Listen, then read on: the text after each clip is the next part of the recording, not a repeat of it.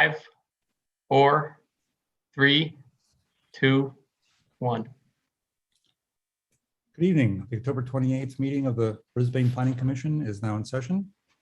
This virtual meeting is compliant with the Governor's Executive Order N-08-21 issued on June 11th, 2021, allowing for deviation of teleconference rules required by the Brown Act.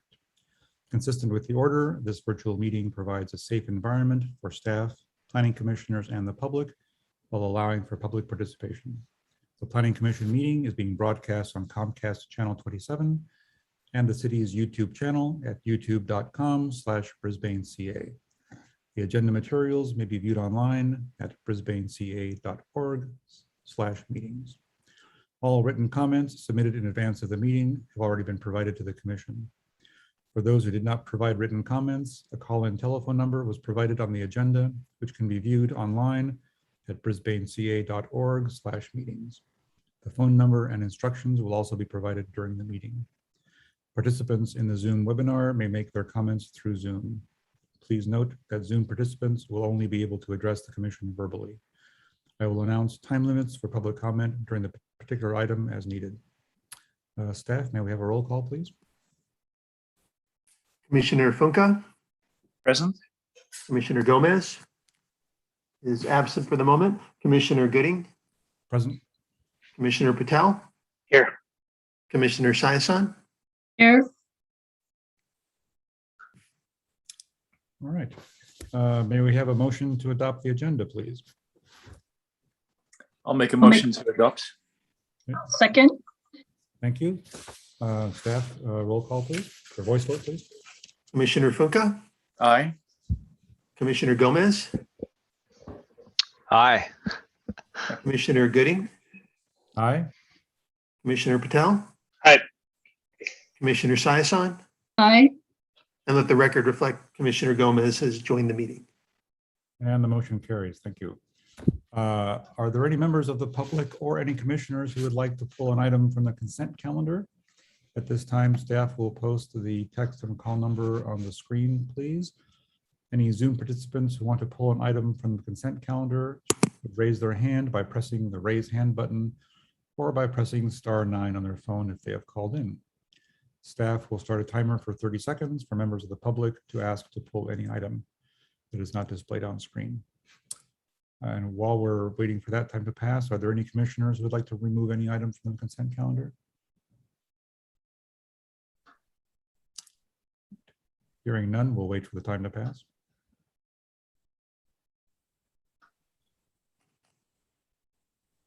I see that we have an attendee with a hand raised. It is Eric Aronson.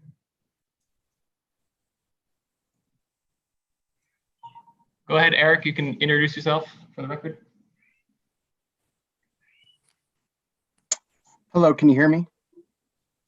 Yes. Great. My name is Eric Aronson. I work with Wetlands Development. I've been coordinating with planning staff on removing an item from the consent calendar. So I was thinking this would be the time to raise my hand. I believe that's a public hearing item. It is, and I appreciate where you're coming from, Eric. I suspect the best way to handle this is to, I know that you've asked for a continuance of the movement, is to discuss that during the public meeting portion of the agenda.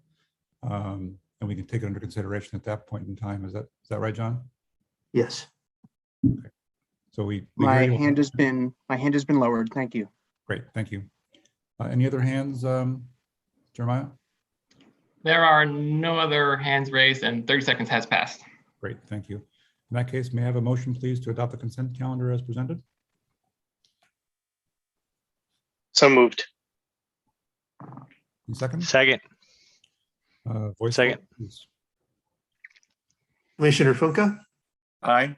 Commissioner Gomez. Aye. Commissioner Gooding. Aye. Commissioner Patel. Aye. Commissioner Sayasan. Aye. All right, the motion carries. The consent calendar is adopted. See, any oral comments on items not on the agenda can be called in at this time by calling the teleconference number in the next 1 minute or made by participants in the Zoom webinar. Staff will display the call-in number on the screen, and any Zoom meeting participants should raise their hand to indicate to staff that they would like to address the commission on items not on the agenda. Any phone callers must press *9 to raise their hand, and staff will set a timer for 1 minute, please. While we're waiting for that time to run, we do have a couple of written items, I believe. The written item from Eric that he alluded to is acknowledged, and also correspondence from Mary Rogers has been received and is acknowledged. Are there any other written items, Jeremiah? I don't think so. I am not aware of any more recent written communications. Okay, thank you. We have a 20-second warning.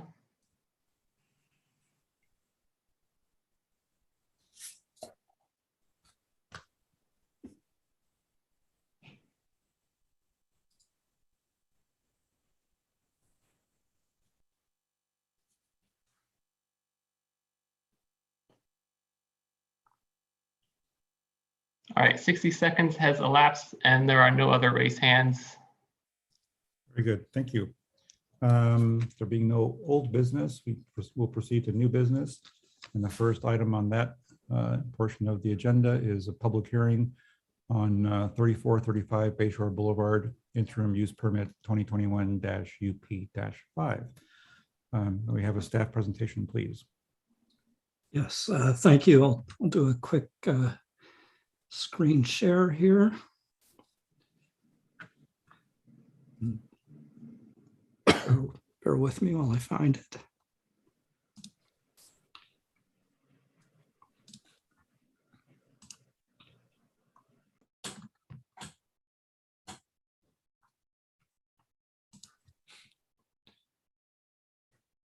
Okay. You see that okay? Yes. Okay. An interim use permit is requested to establish a non-commercial native tree nursery on approximately 3.5 vacant acres on the Baylands. This is south of Ice House Hill and north of the fire station. The site is accessed from a paved driveway from Bayshore Boulevard that runs behind the fire station. I'll note that the applicant is also the landowner in this case. The site would be used to grow up to approximately 4,700 trees. This is actually a correction from the what was written in the staff report. I had that as 49, but it's just a bit less than that. And that's going to be immediately north of the Mission Blue Nursery and on the same site as Mission Blue. Mission Blue has been in operation since 2005 and recently received Planning Commission approval to continue for another 5 years. The applicant for this application has indicated that the proposed tree nursery would operate from 9 to 5 weekdays with occasional weekend work, and that's the same schedule as Mission Blue Nursery. The facility would utilize automatic irrigation tied into the existing supply serving Mission Blue Nursery. Maintenance staff would range from 1 to 3 people typically, with oversight by a certified arborist as needed. No permanent structures are proposed for this use. The nursery area would be grubbed for weed clearance, and then landscape fabric would be placed across the area to suppress future weed growth. This would be done in phases from south to north. The trees would be grown from seedling size in above ground containers or in grow bags. Once the trees have reached adequate size, the applicant has indicated their intent to use the trees on the Baylands site. Existing vegetation along the site edges would be left in place for screening views of the site. The applicant has indicated that the 4 storage containers that are located at the south end of the site and used by Mission Blue would be shared between the 2 uses. Additionally, a Bobcat tractor or similar tractor may be stored and used on the site for movement in trees, tree trimmings, weeds, etc. Also, portable toilet and trash service are provided at the existing nursery site, and will also be shared with this nursery, and that may be increased if needed for additional demand. Neither lighting nor new fencing is planned for the site. No outside sales are proposed for this use. The trees would be for the applicant's own use. Several findings are required for the use to be approved by the Planning Commission. These findings were detailed in the agenda report and can be referenced there. The proposal meets all of the required findings. And in brief, I'll just highlight that the use would not be detrimental to the site or area, nor would it have significant environmental impacts. It would be a minor alteration to private land and is akin to expansion of that adjacent Mission Blue nursery on the same parcel. So no new structures have been proposed for this use. And finally, I'll just note that the application was provided to the requisite city departments and outside agencies. No concerns were raised. So in closing, staff recommends conditional approval of use permit 2021 UP5 via the adoption of the resolution. Thank you. We will run the horn of commissioners if they have any questions of staff. Commissioner Funke, any questions of staff? I'm just curious. I'm not sure if I missed it. You said it's essentially an expansion of the nursery. Is it actually San Bruno Mountain Watch that's that will be growing these trees? It's actually it's probably a good question for the applicant whether they may share labor with San Bruno Mountain Watch, but they are separate operations, although there's some shared resources there. I guess I'm relating it as an expansion in terms of its use type versus the actual manpower. But I see. And just to I guess repeat what you said. So the trees that are going to be growing in this nursery are planned to be used elsewhere in the Baylands. That's their intended. That's correct. I guess. Okay. All right. I have no other questions. Thank you. Commissioner Gomez.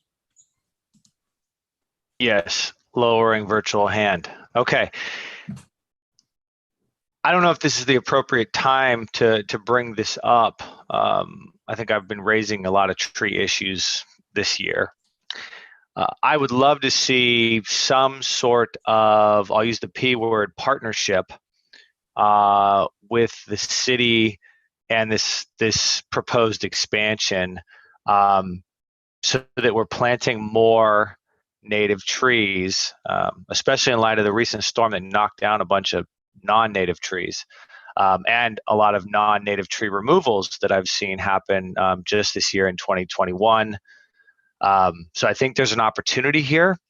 I'm raising it up because I just wanted to speak my mind early in the meeting here, and I guess if we have conversation with the applicant, maybe we can go down that road a little bit. But just wanted to put it out there because I think there's strong interest in the community for this. Thank you.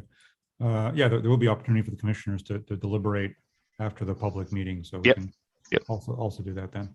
Thank you. Commissioner Patel, any questions of staff? No, I have no questions at this time. Thanks. Commissioner Sayasan, any questions of staff? No questions. Thank you.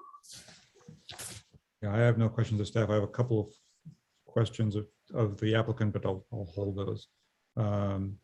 Actually, I have one comment or question that might be for staff to address, just for the public's comfort. And I discussed this with staff earlier. Are there any concerns about potential water use, and if so, have those been considered by the city, and they have an opinion about that? No concerns on that. We actually did. This went to the city engineer, and he did ask about water use and got the numbers from the applicant, and he said those are not a concern to him. Great, thank you. All right, we will now open the public hearing and ask the applicant if they would like to speak to address this. Do we have an applicant online for this? Yes, we do. I've promoted both Eric and Sam to panelists so they can turn on their video and unmute themselves if they wish. Great. Any applicant that wishes to speak, speak now. Yes, this is Eric Aronson, Baylands Development again. I was the applicant for this use permit. I'm happy to address the comments of the commissioners so far that I've heard. As far as sharing of staff, we've worked closely with Mission Blue on this use. Our plan is to leverage the resources they have. I don't know if that will include staff members. They seem to be happy with their staff as is, but we'll assess that on an ongoing basis. We work closely with them. As far as trees, we are thinking a lot about native trees, especially drought tolerant native trees. So, to the extent those trees are, good for the community, they're I think good for the, our other projects. Water use, like the staff said, we've assessed water use. We've looked very closely at the Mission Blue nursery as well in terms of water use. And we think we can use some of their methods of growing to be efficient with our water use as well. So we've thought about that as well. So those are my comments so far. I'm happy to address any other questions that might come up, but that's all I have for now. Okay, thank you. Let's see. Are there any questions from other commissioners of the applicant? Commissioner Funke? I just know it's right adjacent to machinery and equipment, I guess, right? And does the area where you intend to plant the trees, does it go as far north as what is the hill that's right there? There's a viaduct. Does it go all the way up to the path there? The northern boundary is the path there, right before Ice House Hill, which I believe is what you're Ice referring House to. Hill, that's correct. Okay. All right. So that Thank would you. be I have no other. All right, Commissioner Gomez, any questions of the applicant? Yeah, just so what type of species? What can you give me any insights, or is it too early in the planning process? Like, are we talking native, or are we also talking kind of ornamental type trees that you see in developments all over the Bay Area that may or may not be native? Fast growing species that are lower consuming in terms of their water footprint, easier to maintain. Is there like I just couldn't see, I didn't find that information in the Yeah, all in we the know. app. Sure, I understand the question. So far, I think it's too early to really talk about the precise trees. What I've learned a lot about the nursery business now that we are in a way going into that business. But it's really depending on what's in supply at any given time. What we found in general is that trees, especially specimen trees, the ones that you want, are harder and harder to get, and in most cases they're claimed very early.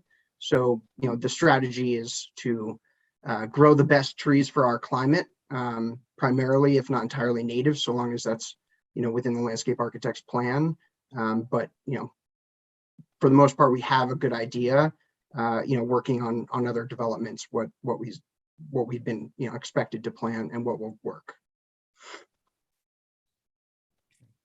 Okay, that's interesting. I'm curious. Would the city, and maybe this is something we need to sidebar, but I know we've talked about the challenges we have with the updated tree ordinance, and when we see trees removed, and there can be cash in lieu payments to the city for trees being replanted. I'm just wondering if there's opportunities for I'm going to use the word alignment there. So if I understand it, Mr. Aronson, you would be getting saplings, right, from some source point, and then fertilizing them and growing them to a certain maturity, right? And then they're ready to be transplanted. That's the general operation, right? In very general terms, I think that encapsulates it.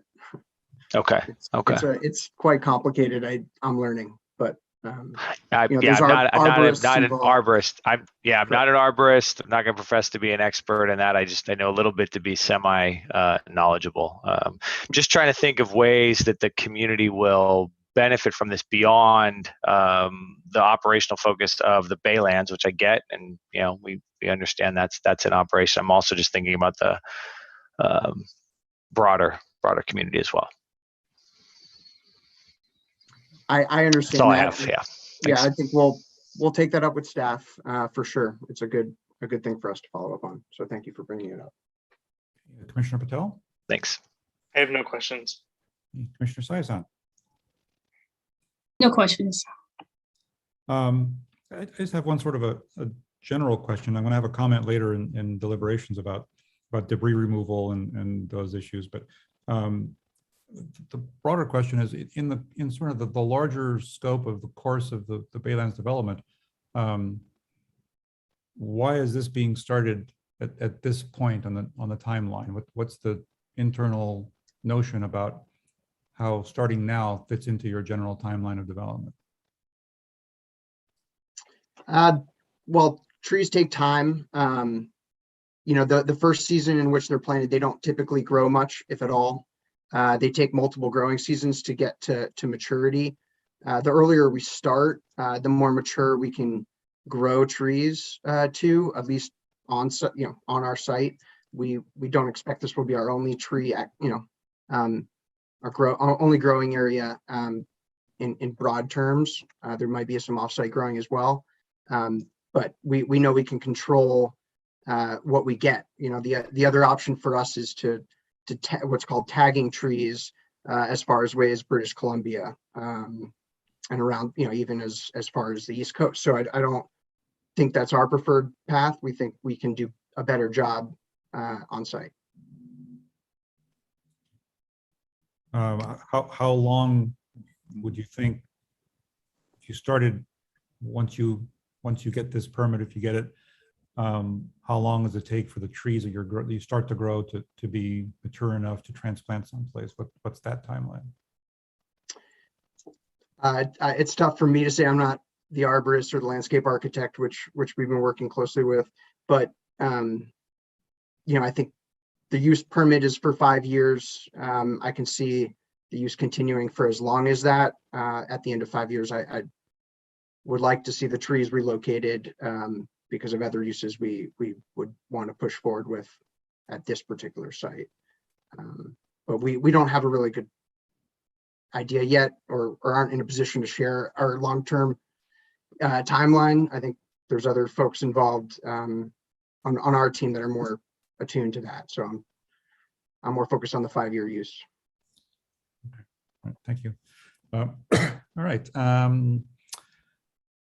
Time for any public comments. Staff will display a call-in number on the screen and ask any Zoom webinar participants to raise their hand or press *9 for callers if they would like to comment on this particular agenda item. And the call-in number for verbal comments will be monitored by staff for 2 minutes. And each caller will have one opportunity to address the commission. Since we do have a number of items on the agenda, including one very significant one at the end, I would like to ask callers or the public to limit their comments to 3 minutes at this time, so that we can get everyone heard tonight. And we already have some hands raised. I will start with Barbara and Greg. Please introduce yourself for the record. Hi, this is Barbara Ebel. I just had 2 things that sort of struck me with this. One is that I'm really curious what numbers they gave to Randy concerning the water use, because 4,700 trees say, conservatively 5 gallons per tree per week. And I do not have a degree, but I have training in environmental horticulture and also a great deal of personal experience. So just say times 5, that's 2,300 gallons, times 4 weeks in a month, divided by, so that's 125 units a week, excuse me, 125 units of water a month. That's, that's a fair bit of water. 94,000 gallons. I don't know, maybe the city doesn't think that that's impressive. But I'd be interested to have a independent arborist kind of confirm those numbers, because trees outside of the ground cannot access the water table. A tree above ground in a pot is much more subject to evaporation, is going to need a lot more water. That said, I think this is a good use. I'd like to see it go forward. I'm also just a little confused how they can start growing trees now when they don't know what they need. And if they end up growing a bunch of stuff, speculatively growing a bunch of stuff this far out and don't end up using it, one would expect it's going to be sold, which means that this might be a semi-commercial enterprise. And I don't know if that, they're certainly not going to throw them in the chipper, I wouldn't expect. So I'm wondering if that influences or impacts their permit process at all. Their inability to answer questions about how they can grow trees this far out when they don't know what their need is a little confusing. And that's all I have to say. Thank you, Barbara. Next speaker, please.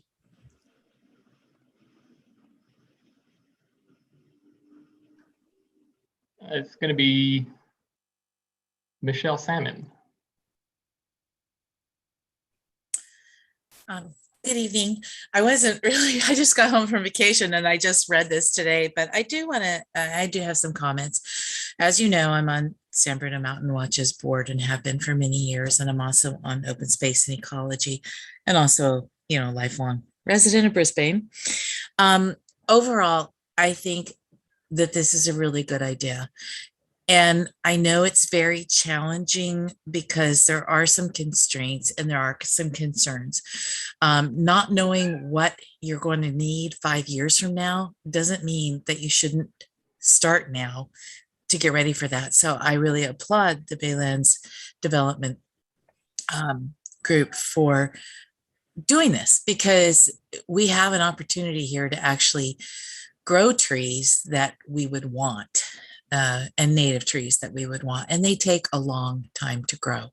Barbara's concern about the water is true, but if you grow them close together and they form their kind of own habitat, over time they hopefully will require less water than they do when they're immature. But it takes a long time to grow an oak tree and a buckeye tree and a bay tree. Well, not a bay tree so much, but it takes a long time to get a good mature tree. And many of these trees may live their entire lives in containers because you don't want to plant things with deep roots into the baylands. So overall, I'm in favor of this.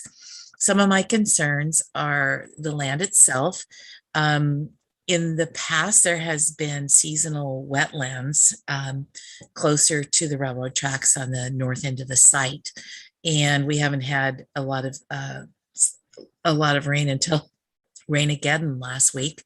But I do think that's an important thing to look at before they decide on that use close to where the temporary water is. The other thing is the last time I walked the full site, there was an incredible infestation on the north end of the site of star thistle. And I don't know if you all are familiar with star thistle, but it is an extremely invasive plant in California, has wiped out thousands of acres of grazing land. I hope the applicant takes a very aggressive approach in eradicating any star thistle before they begin the nursery operations, because that could spread even further this very, very nasty invasive plant. So that's a concern. Also, I want to make it very clear that this is not a part of San Bruno Mountain Watch. It's not, although we have a good partnership and are very appreciative to the Baylands for the lease that we have for the land that we use for the Mission Blue Nursery. It is a separate operation. It is not an expansion of the Mission Blue Nursery, but we do work in close partnership and share knowledge and are happy to share knowledge with this. We do not grow very many large sized trees because of the time investment involved. And it's not what we do at the Mission Blue Nursery very often. And it's rare that we would be able to recover our investment in growing large trees. It's one of the reasons that we don't. We've often had requests for that, but we don't have the bandwidth to be able to do that. So I am really glad that the Baylands is looking to the future. 5 years is a very short time in the life of an oak tree. It's a very short time in the life of a buckeye tree or a bay tree or some of the other native trees that we enjoy in this area. So I'm excited at the prospect of the Baylands taking the responsibility to grow the trees that would hopefully be able to be incorporated in the development of the Baylands. And so I'm in favor of this. I have some questions. I have some concerns. I would not want lighting and security fences and some of those type of things. But overall, I'm in favor of it. And I do have questions and concerns, especially about the wetlands and the star thistle and some of the other invasives that need to be looked at. But I think growing native trees for the future, yeah, we might not know how many we need. Do we need 10 here and 12 there? I don't know. But if we don't grow them, we won't have them. And it takes a long time to grow a tree. So let's do it. Thank you, Michelle. We're running a bit long, but thank you Yeah, very much. sorry. Thanks for your comments. Thank you. And welcome home. Any other callers, Jeremiah? Yes, we have Mary Rogers. Hi, good evening, everyone. Just a few comments. First of all, I just want to clarify that the landlord for this tree farm is the same landlord as the Google parking lot. Is that correct? That is correct. Okay, thank you. So my one concern will be lighting. And hopefully, if I didn't see any lighting mentioned in the literature that was provided. So lighting will be a concern, and it being eco-friendly and being conducive to a tree farm. So that's one concern. The next concern, one of the commissioners, Commissioner Gomez called it out, you know, what's in it for the Brisbane residents, right? What are we going to benefit from? And to ensure that we do grow native trees, I think, and in partnership maybe with Mission Blue Nursery, you know, you have them sign off on what's being grown and making sure they are all native plants.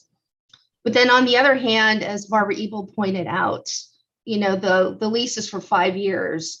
I mean, will we need those trees in 5 years and maybe a lot longer? It's just something to consider. Yep, those are my comments. Thank you.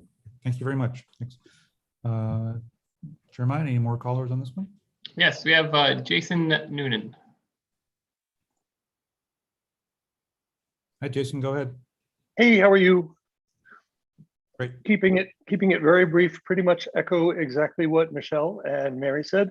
I just got a little nervous when Eric said, you know, we're not sure if they'll be native, but it'll be stuff that grows well in this climate. So you know, eucalyptus grows really well in this climate. I just hope there would be some kind of vetting. Doesn't necessarily, to me, have to be native, but you sure as hell don't want to bite off more than we can chew with something that comes back to really be an unpleasant surprise. That's all I had to say. Thank you. Thank you. Jeremiah, next. I see that Michelle Salmon has her hand raised again. Okay, Michelle, please keep it as brief as you can. I'll be quick. I just want to say that it's unrealistic to expect every tree that they're going to plant in the Baylands to be native, because the habitat in the Baylands is not a native habitat. It is landfill. So we just need to be careful about what tree palette is selected, and that we really lean heavily towards natives, but it is unrealistic for us to expect that every tree that gets planted is going to be a native. So I just want to make sure that everyone's aware of the reality of where we're going to be, where these trees will be finding their ultimate home. So as much as I stress, let's plant natives, they may not all be. And that's just the reality that we live with the site that will be populating with these trees. That's all. Great, thank you very much. Anybody else, Jeremiah? There is no one else with a hand raised. Okey doke. You want to do a 30-second with the call-in number again? Yes. Starting now.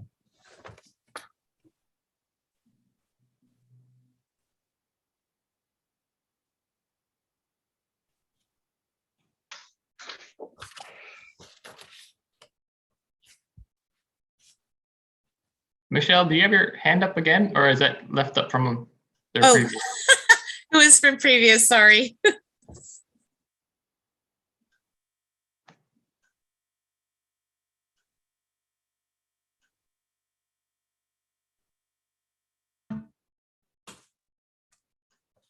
All right, 15 seconds.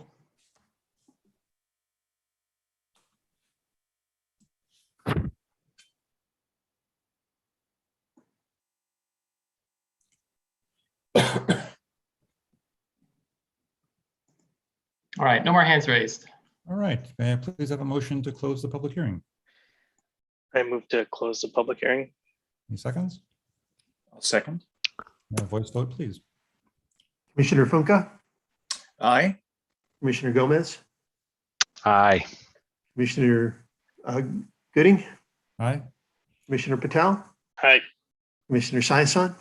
Aye. All right, that concludes the motion. The motion carries. The public hearing is closed. So we'll begin our deliberations period as a commission. I'll ask each commissioner to share any comments individually, and we'll just go around the horn as before. Commissioner Funke, any additional comments, please? I was just making notes. I thought that the question you asked Commissioner Gooding about the timeline was an insightful one, and I appreciated Michelle Salmon's comments about the wetlands at the north end. I do know that area well because I happen to keep some beehives there. That was part of my interest in the boundary, but I thought that was a great observation. I do walk there a lot, and I certainly noticed the frog chorus coming to life almost immediately after the last rains. So I think that's, for me, that was the most salient point that was raised, is the preservation of that, those sort of temporary wetlands.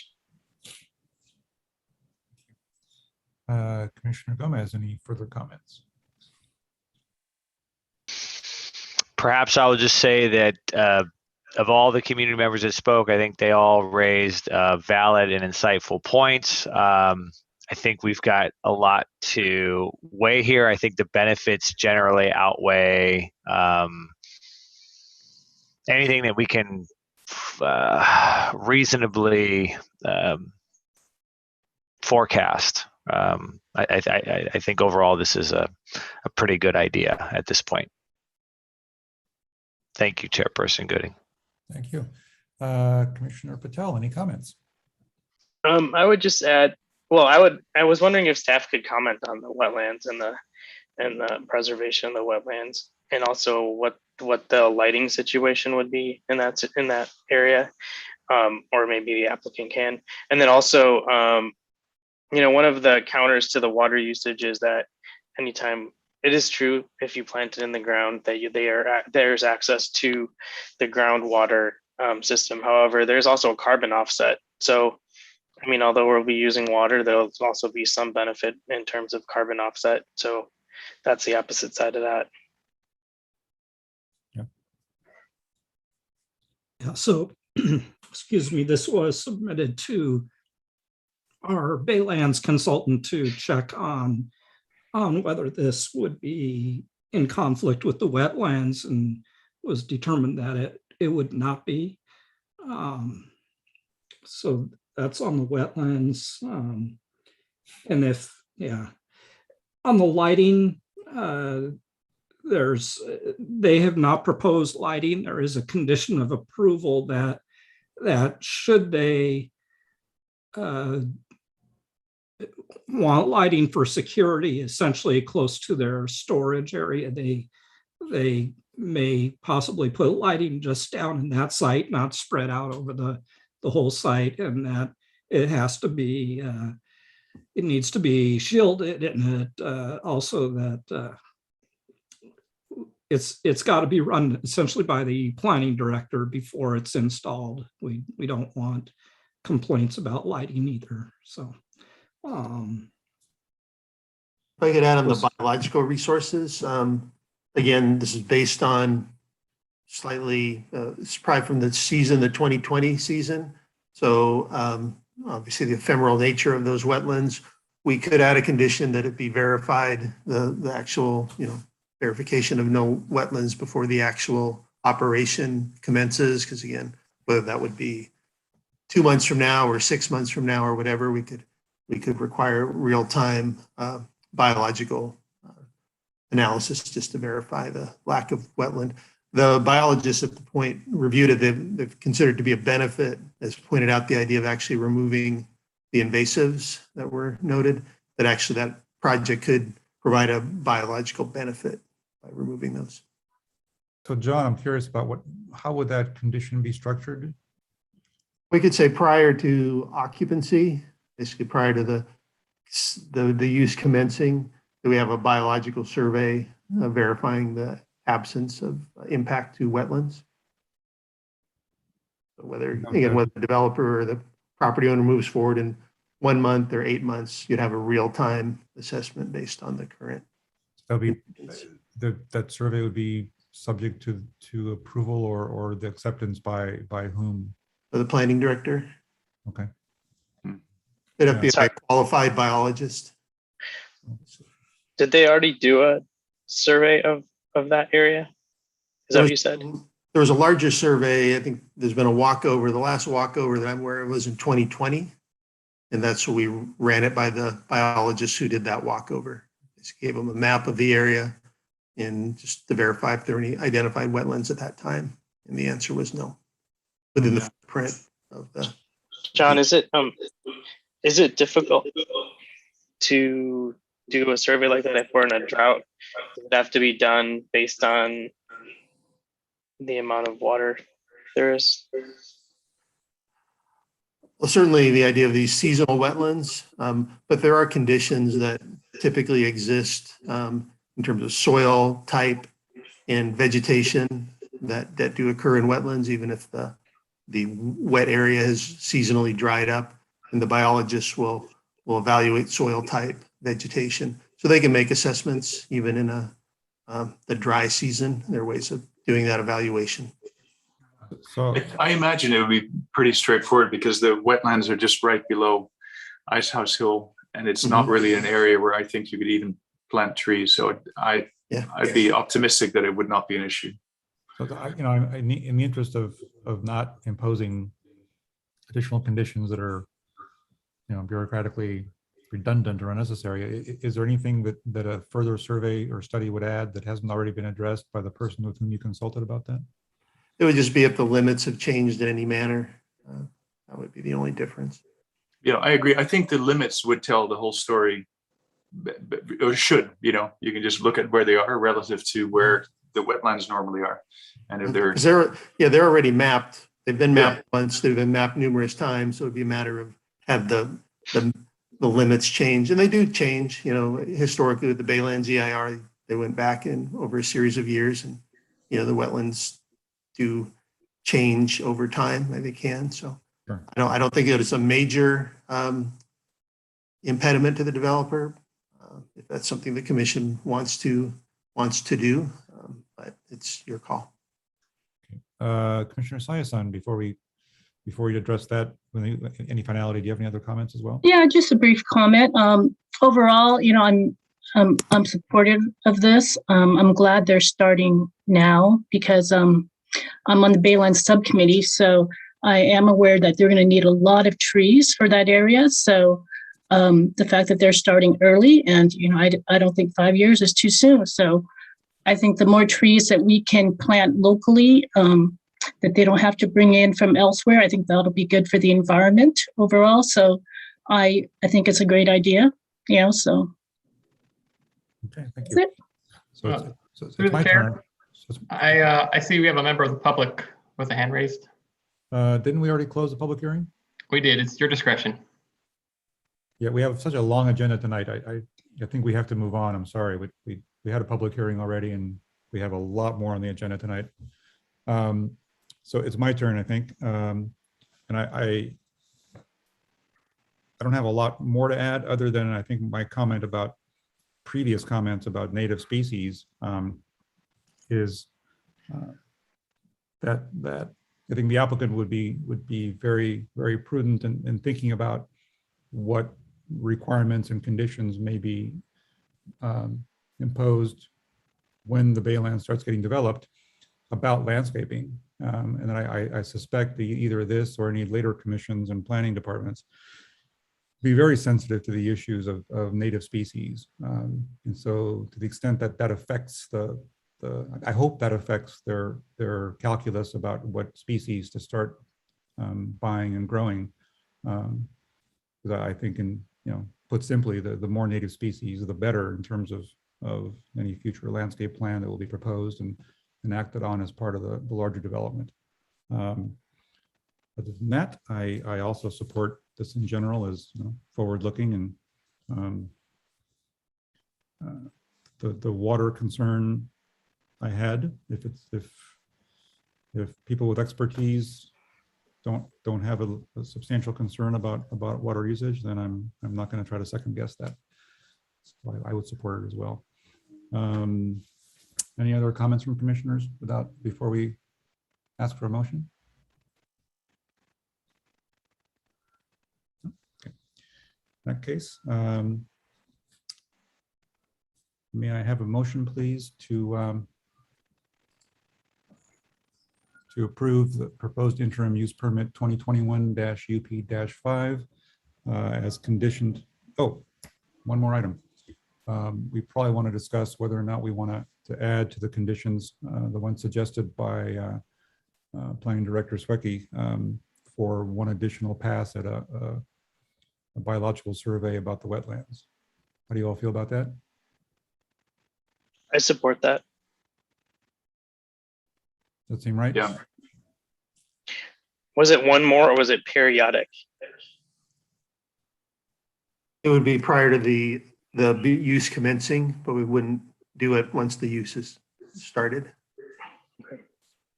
Yeah, I don't know if it would have to actually be a pass in terms of an actual survey, as maybe just some reassurance that this is the typical boundary of the wetlands and there's a buffer of, there's no plan to go within 100 feet of that or something. I would be satisfied with that.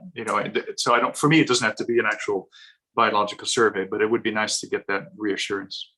Yeah, I'm not sure how to wordsmith this, John, Yeah. but Well, I think the intent, if I understand the commission's intent, is that prior to them commencing, that the boundaries of the wetland area be identified and that the project limits not disturb the wetlands. That's whether the buffer is required. I would defer to a biologist, whether given the kind of relatively low impact use, we're not talking about a lot of grading or physical alteration, right. or changing drainage patterns.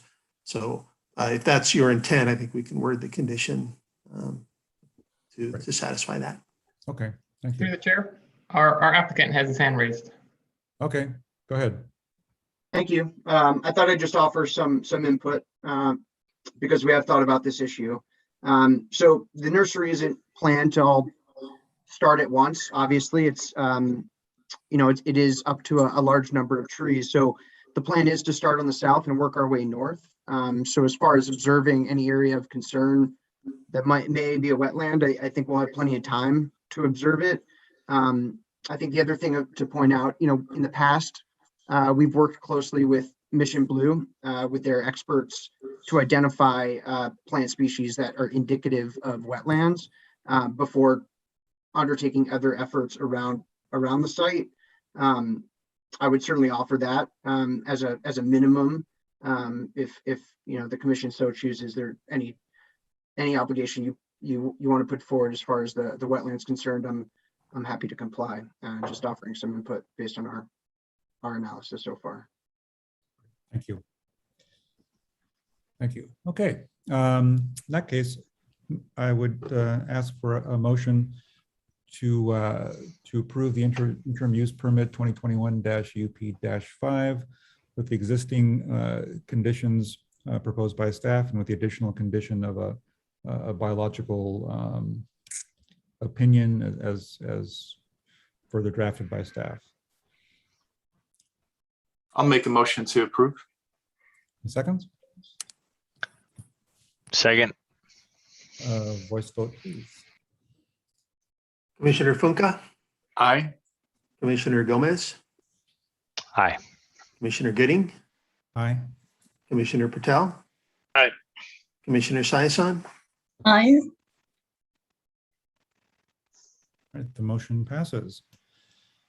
Thank you. All right, next item on the agenda is a public hearing regarding 600 Tunnel Avenue, interim use permit 2021-UP-3. Staff, may we have a report, please?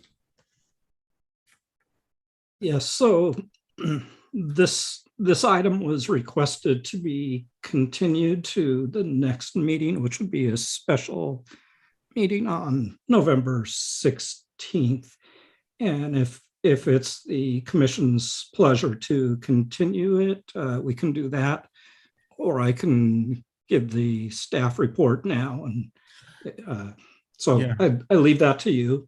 Yeah, so and thank you, I really should have addressed that point before kicking the ball to you. I saw the correspondence from the applicant asking for that continuance, and under normal circumstances, it wouldn't be a big deal, except that this permit expires, I believe, before our next scheduled meeting, does it not? That is correct. The expiration date is the end of this month. It is an active permit application. John, I don't know if you have any other comments on that. Again, typically on this kind of application, if the applicant's made a proposal to extend in good faith, it's been scheduled, we wouldn't consider a 2-week continuance of the grounds to make the operation stop for this 2-week period. So we would typically allow it to continue operating until the use permit plays out one way or the other. And as I understand it, that the reason that they're requesting a continuance is to be able to discuss with staff some of the conditions that were proposed by staff for the renewal of the permit, correct? That is correct. Okay. All right. I don't think 2 weeks. For the chair? Yeah. Yeah, Sure. I have a little a question. So during this period, will they be at least applying some of staff's recommendations, at least with regards to the lighting and the timer going on and off at a certain period and whatnot? They would be subject to the conditions that are currently in place, which do require, Ken can go through that. I don't think the hours would be different, but the requirements for shielded lighting are already part of the approved conditions of approval, I believe, Ken. Is that correct? That is correct. And so that's something that we can, and I know the applicants on this Zoom right now, that we can stress to them to look further at the lighting right away and not to wait. And I understand, well, it's wet out there now, so I don't know that dust is a real issue at this point in time, but if it does dry out at all, that they are planning and have been using a water truck to keep the dust down. Yeah, I mean, I think it's important that they be cognizant that these are, substantial issues that will be raised obviously in a couple of weeks. So the more they can do in the meantime to provide you with the information that gives you a comfort level to make any further recommendations to us. That would be great, especially the traffic issue. I mean, if they can really work on the data that they now understand, we will be interested in about traffic routing, the better. So one more comment, please. yeah. Well, yes, in the supplemental reports that they gave us, it shows that they were operating beyond their use permit time. So I'm wondering, are they going to be keeping to schedule at least, until we revisit this issue? They should be operating within the boundaries of the current use permit. So if they're operating outside their hours, that should cease. They're operating in violation of their, if that's the case.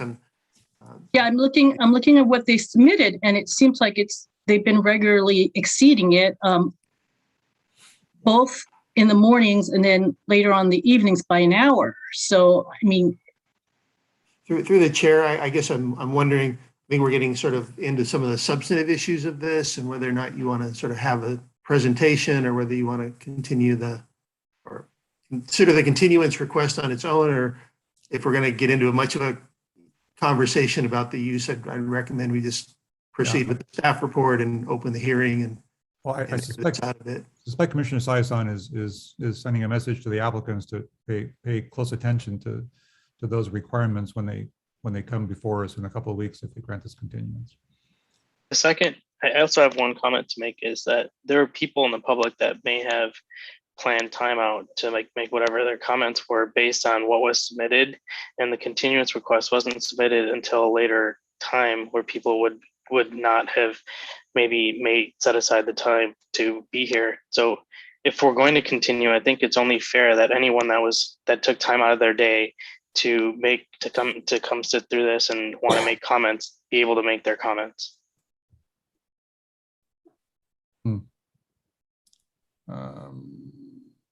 Can we just, I'm being hyper procedural here, can we have public comments if we're not hearing the item? Well, you would open the public hearing and continue the item. You have that option. All right. Why don't we just, in the interest of time with our busy agenda tonight, pass over any questions from commissioners of the applicant and go direct to any public comments to let people air their views and feel their time has been well spent, and then we can move forward to continue it. If they want to do that, or if they want to hold their comments until the item is being heard in full, they can do that too. They'll have an opportunity when the item is reheard, so whichever they prefer. That said, Jeremiah, if you can start a timer, please. I've lost track of what that timer is, but the timer for public comments to be requested. Sure, I'll start that. I see a couple of hands raised already. Okay. We're going to have Mary Rogers. Hi, Mary, go ahead. Hi, hello again. So I was the one who opposed it a couple years ago for several reasons. And I'm a little bit shocked that the way the landlord has been, they're very reactive. They're not proactive in this Google parking lot at all. Again, safety is still an issue. That tunnel road is not wide enough.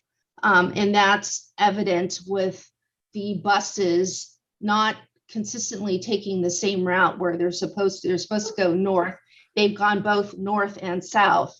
But of course, we don't know that because we do not have data. That data was promised at the issuance of the 2-year lease 2 years ago, that data would be available upon renewal. It is not. I have a hard time believing that data will be available in a couple of weeks. So that convoying on tunnel is a big issue. I've heard that from several different residents. The lighting, this letter from King Solarman that was included in the literature says that that lighting was adjusted when Google went back, when they resumed their operations. Well, I went out there and took pictures that I provided you guys on August the 25th. The lighting is still screwed up. It needs to get fixed. Again, the statistics we need those statistics to really understand that traffic circulation, the trip count, on and on. So I'm hoping that we can get that.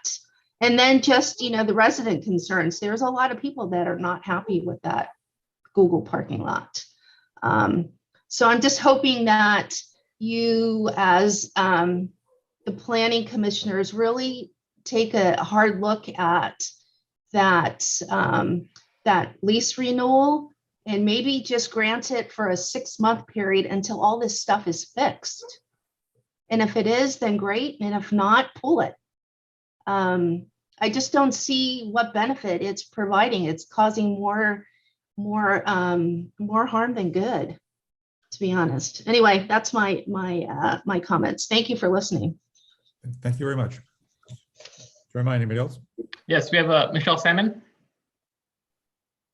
Hi, Michelle. Hi, I also have a lot of problems with the Google parking lot, and I'll be as quick as I can. First of all, the watering trucks are virtually useless because on the weekends, the buses are parked where they should be watering.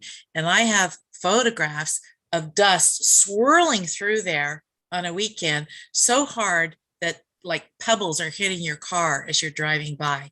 So the watering thing, I'm sorry, it doesn't work. I've had occasions where buses have actually pulled out in front of me, and I'm not speeding. I don't speed on Tunnel Road. I almost died on Tunnel Road getting hit by a drunk driver. So I take Tunnel Road pretty seriously. It is a narrow, dangerous, bumpy road, made even more dangerous by the concrete bulwarks that have been put there to prevent people from pulling over and littering. It also prevents people from having any kind of escape route if a bus pulls in front of you. What are you going to choose, the bus or the concrete? So I just really have to question this use of the property. And the lighting is absolutely egregious, along with a lot of the other lighting out there on the Baylands. We're working on a dark skies ordinance because, I mean, it looks like a circus out there with all the amount of light that is going on. But the watering is not mitigating the dust. I have calls. You can check the records with Bay Area Air Quality Control Management, where I have called numerous times about the dust coming off of both the Baylands for the Google parking lot and for Sierra Point Lumber's operations on the west side of Tunnel Road. So that's all I have to say. I think you really need to consider that and get all the data before you allow this to continue. Thank you. Thank you, Michelle. Next, we have Kim Folian. Please introduce yourself for the record. Yeah, hi, this is Kim Folian, Brisbane resident. I just wanted to add actually my support for the Google bus parking lot.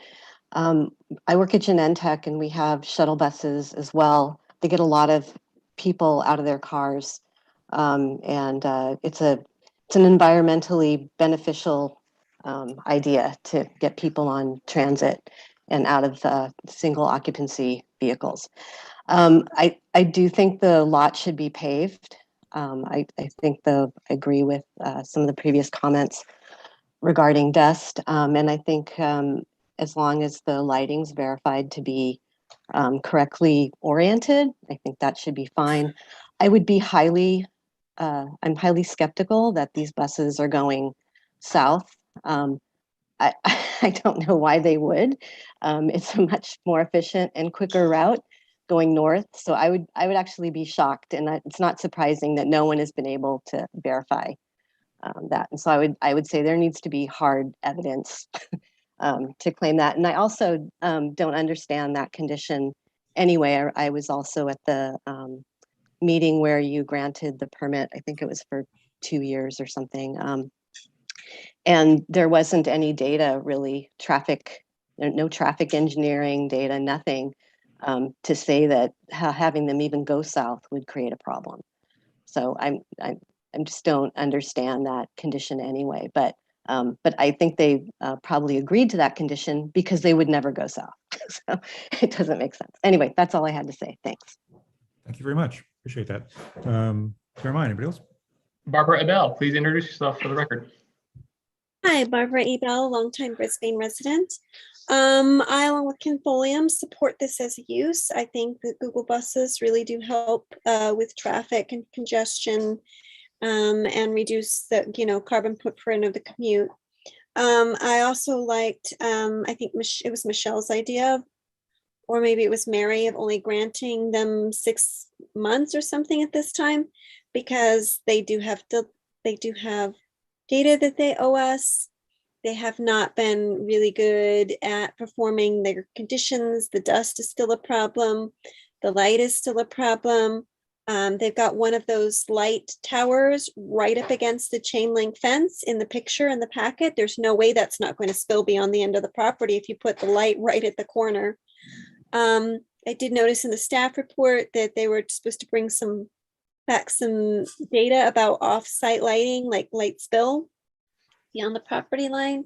And I would just like to see them actually perform and correct before they get another 2 years. That's all. Thank you very much. Anybody else? No one else. Okay.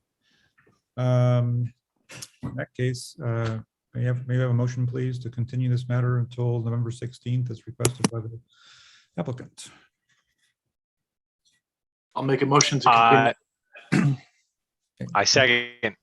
Very good. Voice vote, please. Commissioner Funka, Aye. Commissioner Gomez, Aye. Commissioner Gooding, Aye. Commissioner Patel, Aye. Commissioner Saison. Aye. Okay, motion carries. We'll continue the matter until November 16th.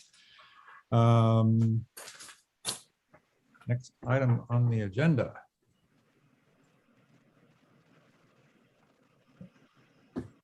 We have zoning text amendment 2021-RZ-2.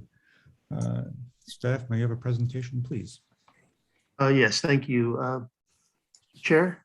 I want to introduce, we've had the opportunity in Julia Ayers' leave to hire a contract planner, Ms. Kelly Beggs, done a fine job managing this project and other projects for us in Julia's absence. So I'm going to turn the presentation over to Kelly as well as the consultant team.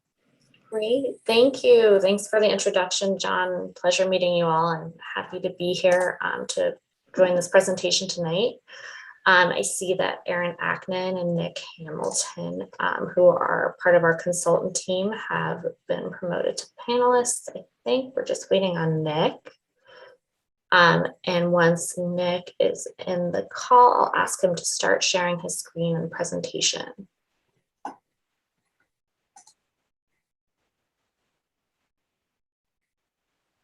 There he is.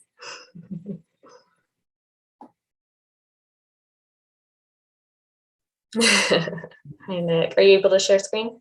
I am.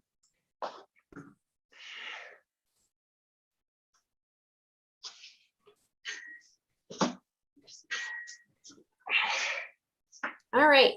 So good evening. Thanks again for the introduction. I'm pleased to be part of this presentation tonight on objective design and development standards.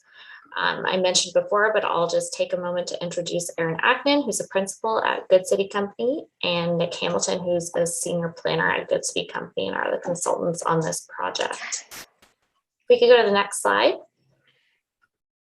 So I will kick this off tonight with a broad overview, and then I'll hand it over to the consultant team. Overall, we're going to begin with the project purpose and timeline, move on to the legislative framework, summarize community outreach and key provisions in the draft objective standards, and then finish with an explanation of the associated project process changes, as well as your questions and feedback. Next slide. So I'll start off with the purpose and the timeline. I know this topic is not new to the Planning Commission, but due to several changes in state law since 2017, specifically SB 35 and the HAA, the Housing Accountability Act, California cities are required to streamline the approval process for reviewing housing development projects, and part of these legislative updates require the city to evaluate housing development projects against objective design and development standards. And the consultant team will explain all of that further in the presentation. Next slide. So in order to comply with these changes, the state made grant funds available to cities in 2019 to cover the costs of complying. And the city received this grant and hired Good City Company in August of 2020 to assist with the Objective Design and Development Standards program. The work program was kicked off in January of 2021, and this commission received an overview in February, followed by a community engagement initiative from January to August. And then in July, an update was given to City Council, and that brings us to our hearing today. After this ordinance receives recommendation from the Planning Commission, it will move forward to Council for consideration and adoption. Once again, I know we have a very full agenda tonight, but just explaining the process ahead. Next slide. So I'll now hand it over to Aaron Ackman to review the policy and regulations. Before Aaron gets started, I just want to also put before the commission, we understand this is a sort of a lengthy item and there's a lot of material to cover. If indeed the matter gets continued, we certainly support that, as long as if that's what the commission needs to do to get through this. So there's no compelling requirement for this for the commission to take action on this tonight. John. All right, thank you, John, and thank you, Kelly, and good evening, Honorable Chair and Planning Commission. Great to be back before you again. We were here, as Kelly mentioned, last February. So we'll start with an overview of why we're here tonight. There's really two state laws that are compelling cities all across California to adopt objective design standards. The first is the Housing Accountability Act. Although this law is almost 40 years old, it has been strengthened over the years, and there's been more and more court cases that relate to the Housing Accountability Act. Actually, one recently in the city of San Mateo that overturned a city decision to deny a development. But essentially what this does is the state says when you have a general plan density and a zoning density, cities cannot subjectively reduce the number of units that a property owner can build on their lot through conditions of approval, through design standards, if you do not have objective design standards. So that's why we're here tonight. Next slide. The second is the Streamline Housing Approval Law, also known as SB 35. And this lets, it depends on where your city is in their regional housing needs assessment, number of housing units that your produces, but as long as a building contains a certain amount of affordability, you could bypass the city's subjective review process, and the review is completely ministerial, and all the city can do is compare that development to the objective design standards in the code. Everything that is subjective is thrown out, and the city cannot use that in their review. Next slide. So that leads to the question, what is an objective standard and what is a subjective standard? Next slide. So a subjective standards, now these findings are in the Brisbane Code.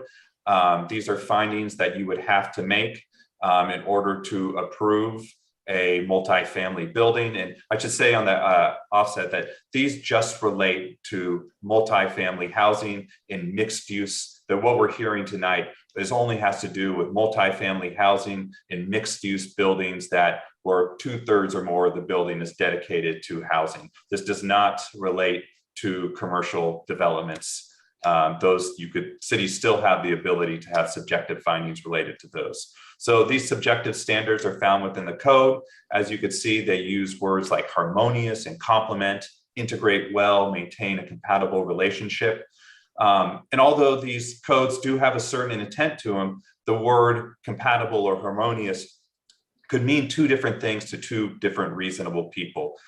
So they're considered subjective. I'll also say we work in a number of cities throughout the Bay Area, and almost all cities have similar findings within their code. And one by one, these cities are having to get rid of these for housing developments in favor of objective standards. So next slide. So what is an objective standard? It's something that is easily quantifiable, something that is measurable. So here we have two different examples.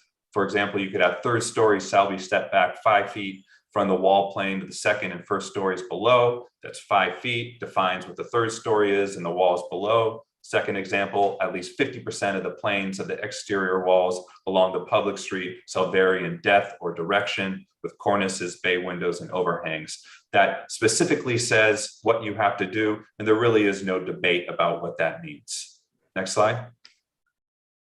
So one thing that John and Julia and the rest of Brisbane staff, as we are going into this, made clear is that RISP really needs to lead with community support and community input. And although these are being mandated by the state, this really does give the city the ability to set discretion on the front end, to front load discretion and really let the city's expectations for development known on day one, rather than having to wait to the public hearing at the end of the process. So although this is mandated by the state, this really is an opportunity for the community to get involved and let the expectations be known.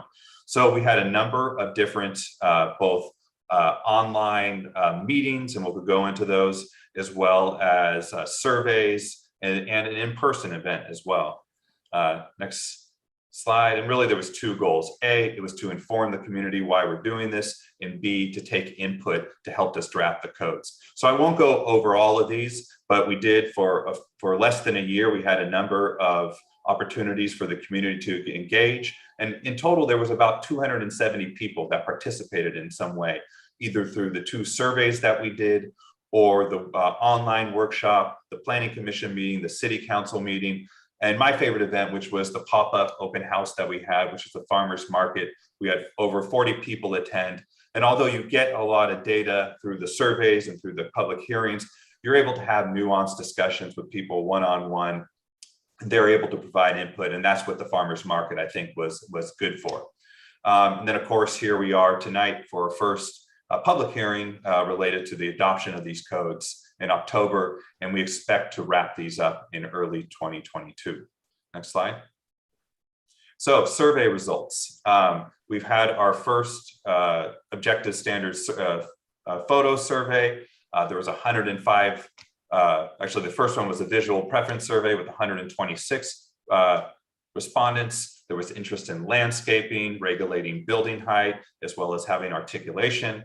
There was an objective standards photo survey. People had a preference to make sure that multifamily housing had usable outdoor space, making sure there were different colors and textures on the ground floor, individual entries, varying setbacks, screen mechanical equipment, as well as large storefront windows. The good news was a lot of the feedback that was provided is also good planning practice and good architectural practice that we were able to incorporate into the code.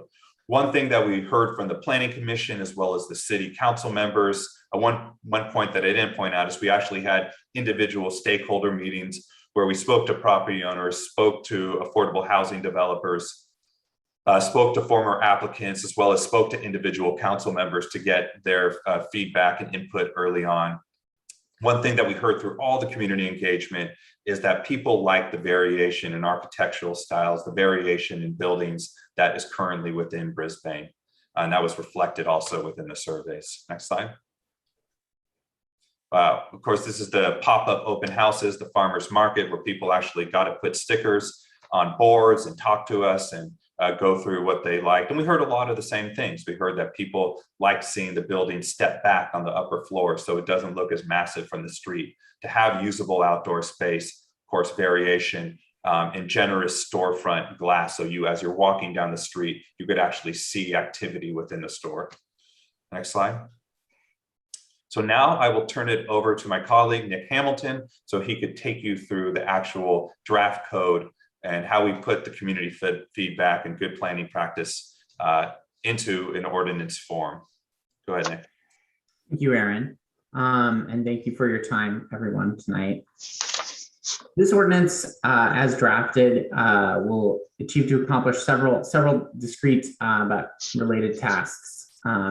Importantly, it will establish a set of objective design and development standards that would be relevant in review of a housing development project or also an SB 35 project.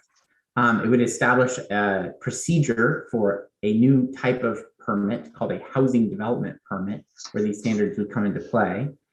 It would establish as of right, make some use changes as of right for the SCRO1 and NCRO2 districts to allow as of right housing development to happen, multifamily housing development to happen in those zone districts. It would also establish density requirements for the NCRO2 district that don't currently exist, and reduce guest parking requirements. So again, at a high level, as Aaron had indicated, objective design and development standards are a series of regulations for building design that can be layered upon one another on a particular site for a particular project. They begin to create some guide rails for what form and the look and feel for development might take on a particular site that would front load that discretion from into the process.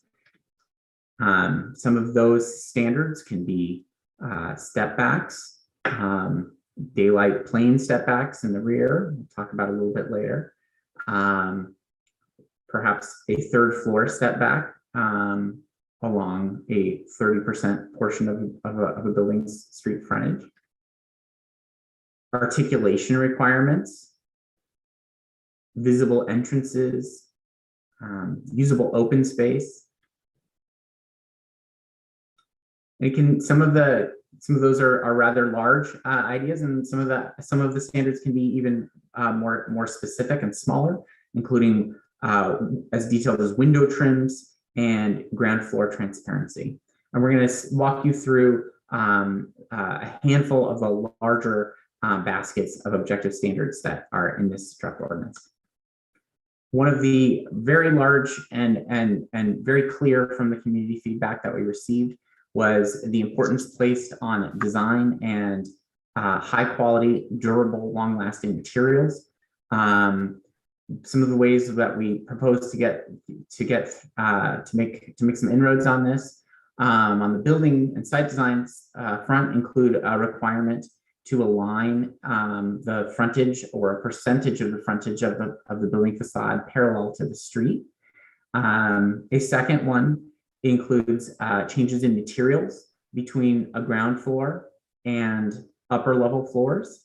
Doesn't have to be 100% change, as this project is an example in a nearby peninsula city. Isn't 100%, it's a percentage of a material change between the first floor and upper floors.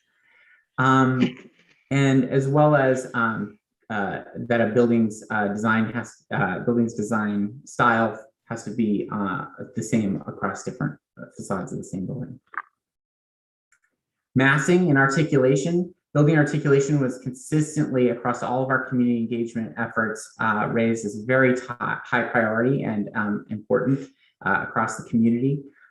We propose here a 30% building articulation for facades along street frontage and 20% alongside facades.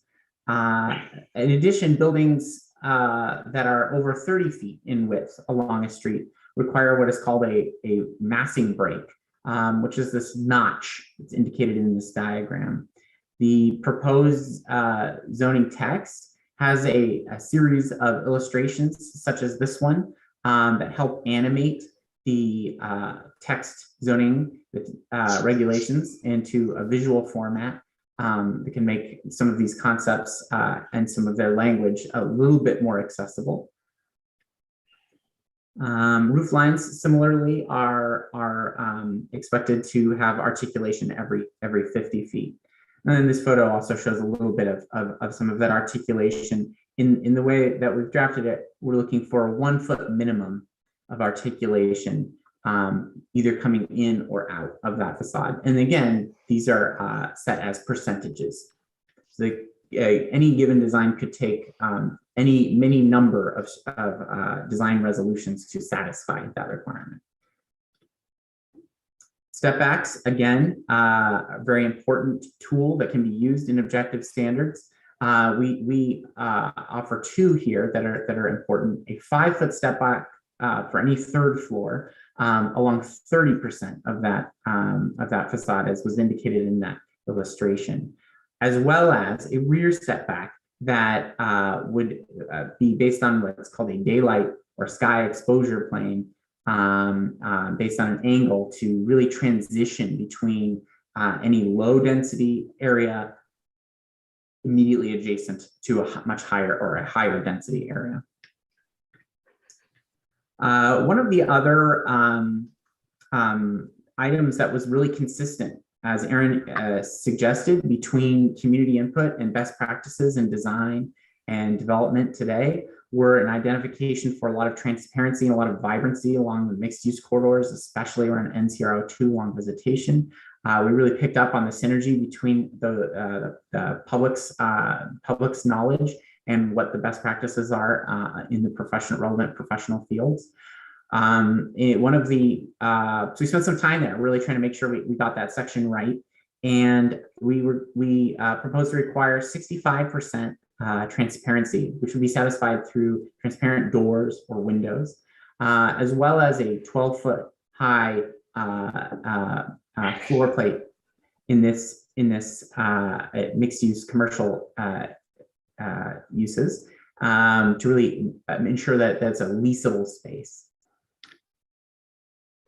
Parking design standards are also proposed with a real intention to screen parking from some of the more high viewing areas and to locate parking access off of the main roads wherever possible, or to consolidate them wherever possible. Open space, as was alluded to before, we propose to retain the 60 square foot standard that is in NCR02 and to extend that standard into the SCR01 area as well. And throughout, introduce a new standard that open space must have a 5-foot minimum width and length. And that's to really ensure that this is a usable space. You can see, in this example, you don't want those pancake balconies that are so difficult to use. You can't put furniture there. So in parallel to those objective standards that I spelled out, a handful of other changes are included as a part of this project. One of those is to update the permitted uses in the SCR01 district and the NCR02 district to allow as of right multiple family dwellings, as well as multiple family dwellings that are part of a mixed use project in the NCR02 zone. Another thing we plan to, what we proposed here, is to establish a set of density requirements for NCR02. The way the code is currently written, these projects would be created through a conditional use permit, and density would be established through that conditional use permit. Because we're going down the road of as of right for these, we should establish density requirements. And what we propose is a 600 square foot minimum lot area per unit in NCR02 and a 2,178 square foot maximum. And this is really based on an analysis, a feasibility analysis of what some recent projects have been permitted for typical lots on visitation, which are quite narrow. Many of them are a 25-foot by 100-foot lot size. It's a challenging site to do infill on. One of the third piece is to reduce guest parking. We did an analysis of guest parking requirements across cities across the peninsula, and noticed that the guest parking requirements was a bit higher than is common, and proposed reducing it from 1 per 5 units to 1 per 10 for units for projects with 10 units or more. We hope to discuss that later today, or if we do follow this conversation up with a subsequent conversation at that point. At this point, I'd like to pass the baton back to my colleague, Aaron. Thank you, Nick. As as discussed, there's really two buckets of policy that are being impacted here. The first is standards, what objective standards are putting in the code and getting rid of the subjective wording within the code. And the second is the procedure that housing developments go through in order to be approved. As a planner who's done this for a while, I'm used to when larger multifamily buildings go through the process. It's a long entitlement process. You know, there's a lot of community members involved, and there's the subjective hearings, subjective findings applied, and you'll see that development change a lot through that public hearing process. The state has set this up in a way to where if a developer, if a property owner meets the objective standards within the code, it's essentially a checklist that staff will go through. And as long as that developer meets all of the objective standards, it's, Nick had used the word by right. It is by right that the development is approved. So there's now something called a housing development permit that is proposed for the code, and it would be approved through the zoning administrator. That zoning administrator would take a look at the development, take a look at the objective standards, essentially create that checklist. And as long as all those check marks are in the boxes, the ZA decision would be noticed and the public would hear about this and they would have the chance to appeal it. But the city council, when the city council hears it as well and the appeal, it would also be a checkbox type review, making sure that those objective standards are met. Now, if those objective standards are not met, certainly there could be standards put in and the developer would have to meet those, but it is an entirely different process than I think we're used to as planners, and that planning commissioners and city council members are used to. And it really gets to the crux of the Housing Accountability Act and SB 35 and objective standards, that there be a very certain process that people go through so that they know if they buy a property and they propose to build housing or they propose a mixed use building or more than 2/3 of the building is dedicated towards housing, that there is a clear path to approval if they design the buildings in a certain way. Now, once again, all decisions can be approved, but that appeal, that initial decision, as well as the appeal hearing would solely be on an objective standards checklist. Next slide.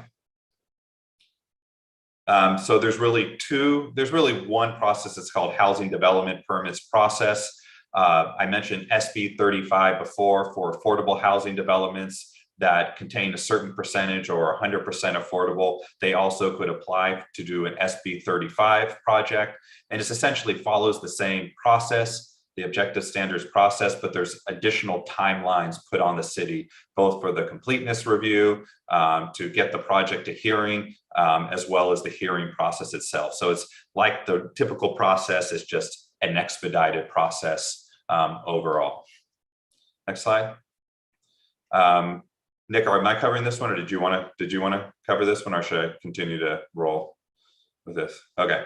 So continue. Okay, so as you can see, there's a number of code sections that this touches. I would say it looks pretty intimidating when you look at this, but that's primarily because code is written over a long period of time. So a lot of times when you touch one point of code, that code references other portions of code, both from a process and from a standard standpoint. So there are a lot of different changes within these codes, but essentially all goes back to those standards that Nick covered, as well as the process that I just went over.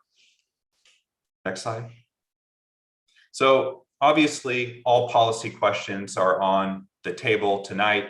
You could ask any questions that relate to this, that relate to SB 35, the Housing Accountability Act, why we're here tonight, the objective standards and process that are proposed. But one thing in particular that we want to point out is that there is a real trade-off when it comes to parking, and especially when it relates to mixed-use buildings.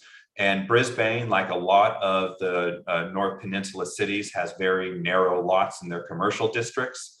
And if you have a parking, the ability, a curb cut to access parking within those buildings, you eat up a substantial portion of that building frontage, which leaves you just a tiny bit of room for the commercial space. That may be okay. But really, we wanted to point out that trade-off, and we're looking at two different policies or two different standards that could help mitigate that.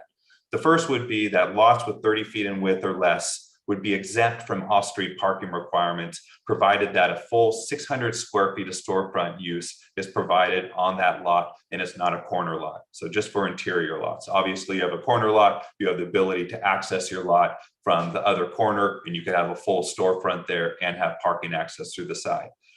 A second standard could be that the minimum floor area for storefront use, storefront use for lots with 30 feet width or less is 250 square feet. We really think that is the minimum viable space that you would need to have a successful retail business in a commercial area. Anything smaller than that is really just throwaway space, and you're really not going to have a successful business there. So we wanted to put that out for a policy question for discussion for the Planning Commission to have and ultimately make a recommendation to the City Council. Next slide. So that's it. You will see that there's still a lot of information for the public. Obviously, we will go over it all tonight. You could also go to brisbaneca.org/odds, objective design and development standards, a ton of information there. We also have a virtual walking tour that a former Brisbane planning intern put together that takes people through a nearby development and how objective standards were really implemented in the real world to make housing. So thank you once again. And Kelly, Nick, John, and I are all here to answer questions.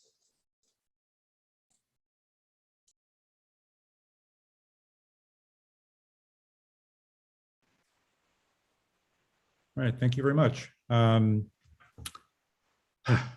Huge topic.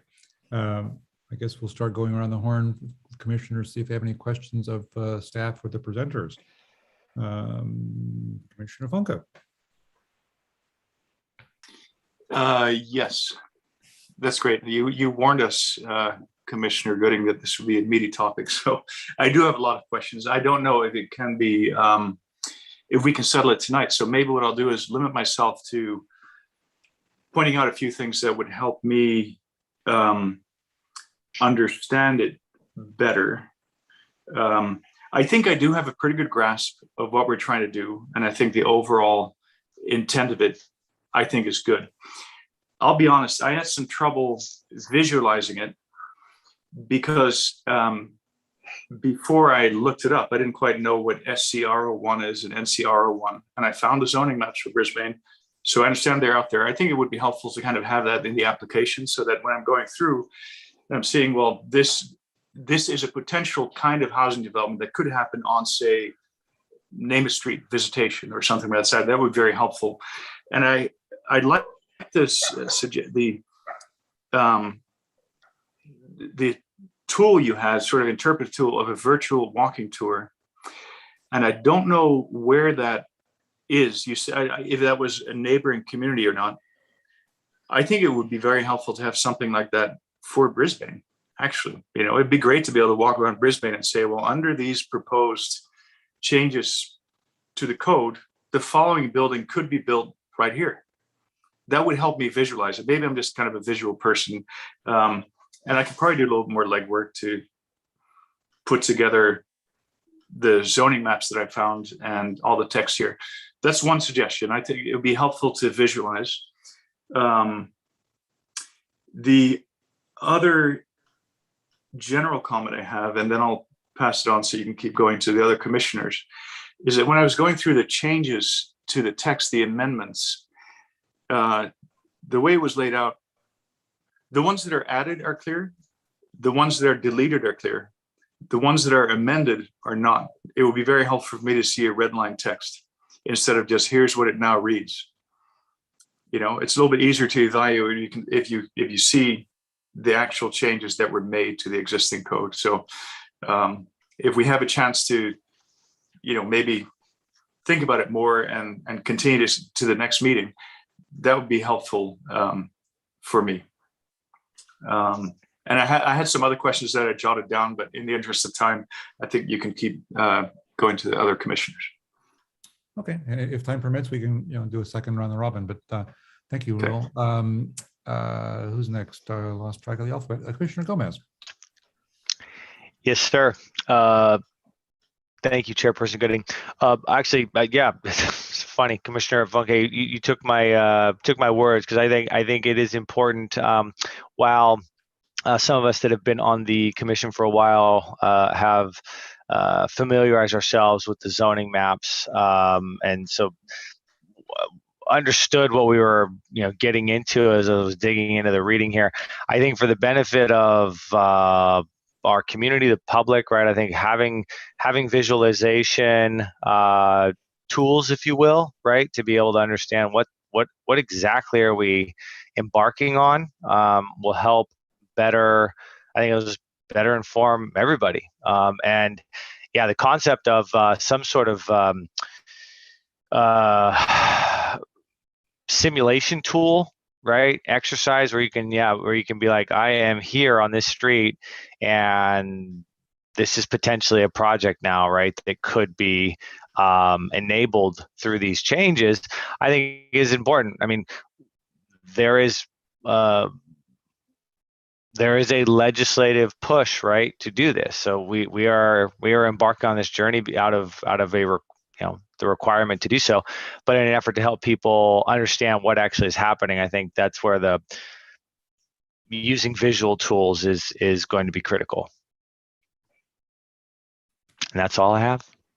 Okay, thank you. Commissioner Patel.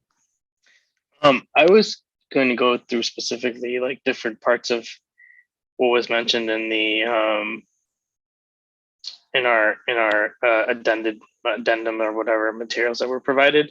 But since it seems like we're going to be coming back with the red line version, which I think is a great idea, because it is kind of difficult to see what the changes are without the red lines. It's going back and forth takes a really long time. Through the chair, could I clarify about maybe Kelly could pull up the actual language? I'm a little, we do have red line language. I'm not sure what exactly the lack of information. So maybe if Kelly, if you could pull up the staff report and the exhibit, the attachment, so I understand what exactly is lacking. And let me add to that, because I actually sent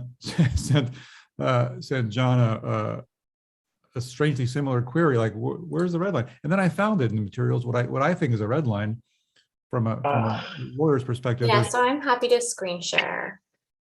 There's two sets. Just let me finish my Right, thought. exactly. That may help you figure out what we. So if you go to attachment B, that contains all of the red line text, and I do very much so relate that it's difficult when you're just looking at like there's one small change in a whole chapter, that it is difficult to understand what's happening. So that is why we included that there. Okay, so it's in another, yeah, I guess I didn't see any in what I was looking at, but it's clearly there. Yeah, you're right. So that's great. I was equally confused initially. There are two whole sets of the zoning ordinance. There's one that's just Got it. and then the second one is a red line. Okay. Got you. So it starts on page 137. Yeah. Okay. Again, for clarification, what we do with the ordinance, the draft ordinance is the clean version. Apologize, we probably should have flip-flopped the order, put the red line in front of the ordinance itself. So our apologies for making it more difficult. Oh, no worries. It's good to know it's there. So we kind of cut off Sandeep in mid. It's okay. You can continue and see what Commissioner Sayasan has. And okay. Well, I don't want to cut you off. Sandeep, did you have any specific questions? No. Okay. No. Right. Commissioner Sayasan, any questions? Yes, I just wanted to kind of share my views on the proposals regarding parking changes, and just kind of ask what you all thought, because that was what was being proposed. So you wanted to change the guest parking requirement from 1 space for every 5 units to 1 space for every 10 units. And my concern regarding that is, parking is such a scarcity here in Brisbane. And for me, I just think any parking we can squeeze out anywhere, we should try to have and keep. So for me, I would lean towards keeping it at 1 parking space for every 5 units. And then the other parking issue with regards to the storefront, on that, I would also lean towards your proposal that the minimum floor area of a storefront be 250 square foot so that we can also keep parking there as well. So those are just my comments on that. Okay. So I'm gonna, I have a few questions, and I'm gonna hold my comments for when we start in deliberation section. So I'm gonna try to keep mine to just questions, but I had a couple. And first of them is about step backs as opposed to setbacks. And I know that the proposed ordinance limits the step back requirement to only 30% of the frontage, and also requiring more step backs in the rear of a development than in the front. And I was curious about how you folks derived those criteria. Was it from, looking at what other communities have done, looking at some architectural criterion, or because to me, 30% of a frontage for step backs on the third floor isn't a lot of the frontage. That still allows for a lot of mass that goes straight up. So where from the 30%? Maybe is my first question. I think I can try to take a stab at answering that, and then Nick and Aaron, please feel free to chime in. When we were doing the feasibility analysis and modeling how all of these standards interact with one another, we were originally considering a third floor step back on the front that ran the full frontage. But once that begins to interact with those massing breaks that you saw in the illustration, it becomes this like fragmented box. And what you want is for those massing breaks to carry up for at least 2 full stories, so that you get this carve out of this pedestrian rhythm as you're walking along the street. Right. I think actually, Nick, if you could go to the slide that shows the massing break one, that will help me to articulate this a little better. Exactly. So if the whole third story is stepped back 5 feet, you only get that massing break at one level. So it just doesn't quite work, if that makes sense. And then in terms of the rear, so the third story step back does provide some relief and additional articulation from the mass, but is designed to avoid breaking up that rhythm into kind of an incoherent mass. And then in terms of the rear step back, that relies upon a daylight plane, and that is basically to allow for light and air in neighboring lower density parcels. So we want to see that kind of break and that kind of contextual sensitivity when you have a mixed use larger building that's adjacent to a residential district. But then along the street frontage, you want to have a little bit more of the mass towards the street to really build in a nice pedestrian sense of enclosure there. So the rear step back is really for the sake of the unit behind these people. Exactly. It's for sensitivity to the neighboring parcel. Understood. Thank you for the explanation. My next question is purely technical. Is who would be the zoning administrator? That is John, the Community and Economic Development Director. Yes, it's staff is the zoning administrator. I'm the zoning administrator. It can be assigned as well. Typically. And so, as I understand it, the proposed ordinance would make it that the public hearing would be before the zoning administrator and not before the commission. Yeah. And again, the reasoning for that, I think it's, again, there's the process of what normal design review is, where you have some fairly subjective language, and your job as commissioners is to take staff's input and the community input and draw your own conclusions as to how designs work. This is much more of a mechanical exercise. And I think could be confusing for both the public and put the commission in a kind of a difficult position where all you are is, you may have people who have all sorts of concerns about a structure that are outside your ability to respond to, because you really are basically checking boxes. So I really felt that was more of a technical staff function, and those kind of discussions with neighbors or people who might be concerned is kind of a technical discussion of how how the project meets the standards and the details of that, as opposed to kind of in a typical public hearing venue and the kind of concerns that you might normally be able to take into account. Yeah, I sort of have been inferring all this to be that the legislature has essentially made an express desire and intent to reduce the discretion of planning commissions for perhaps a lot of good reasons and just for the sake of continuity and consistency. I get that. Okay, my next question, I only got a couple more. And this is partly just to air to the public, although I was expecting a lot of time to be used up in public comment, but we have exactly 2 public attendees on this thing. So we'll just see how that plays. But this whole plan, this whole proposed new ordinance does not change anything about R1 and R2, correct? Correct. So the vast bulk of the areas of single family residential homes in Brisbane is unaffected by these proposed changes, correct? That is true, correct. Just to clarify, those zones don't require discretionary design review. Right. So they also, there's no change in how standards many, and how many residences can be built on one lot or any of those. It doesn't increase the allowed density in those areas. You're correct. Just to assure the public about that is my main goal. And through the chair, one thing I will also note is that I think I noted about 265, 270 people participated throughout the surveys, workshops. We did notify everyone who participated and provided an email. And I think it was about 270 people provided an email about this hearing tonight as well. Yeah, thank you. Yeah, probably a testament to how well you've already explained this that they aren't here.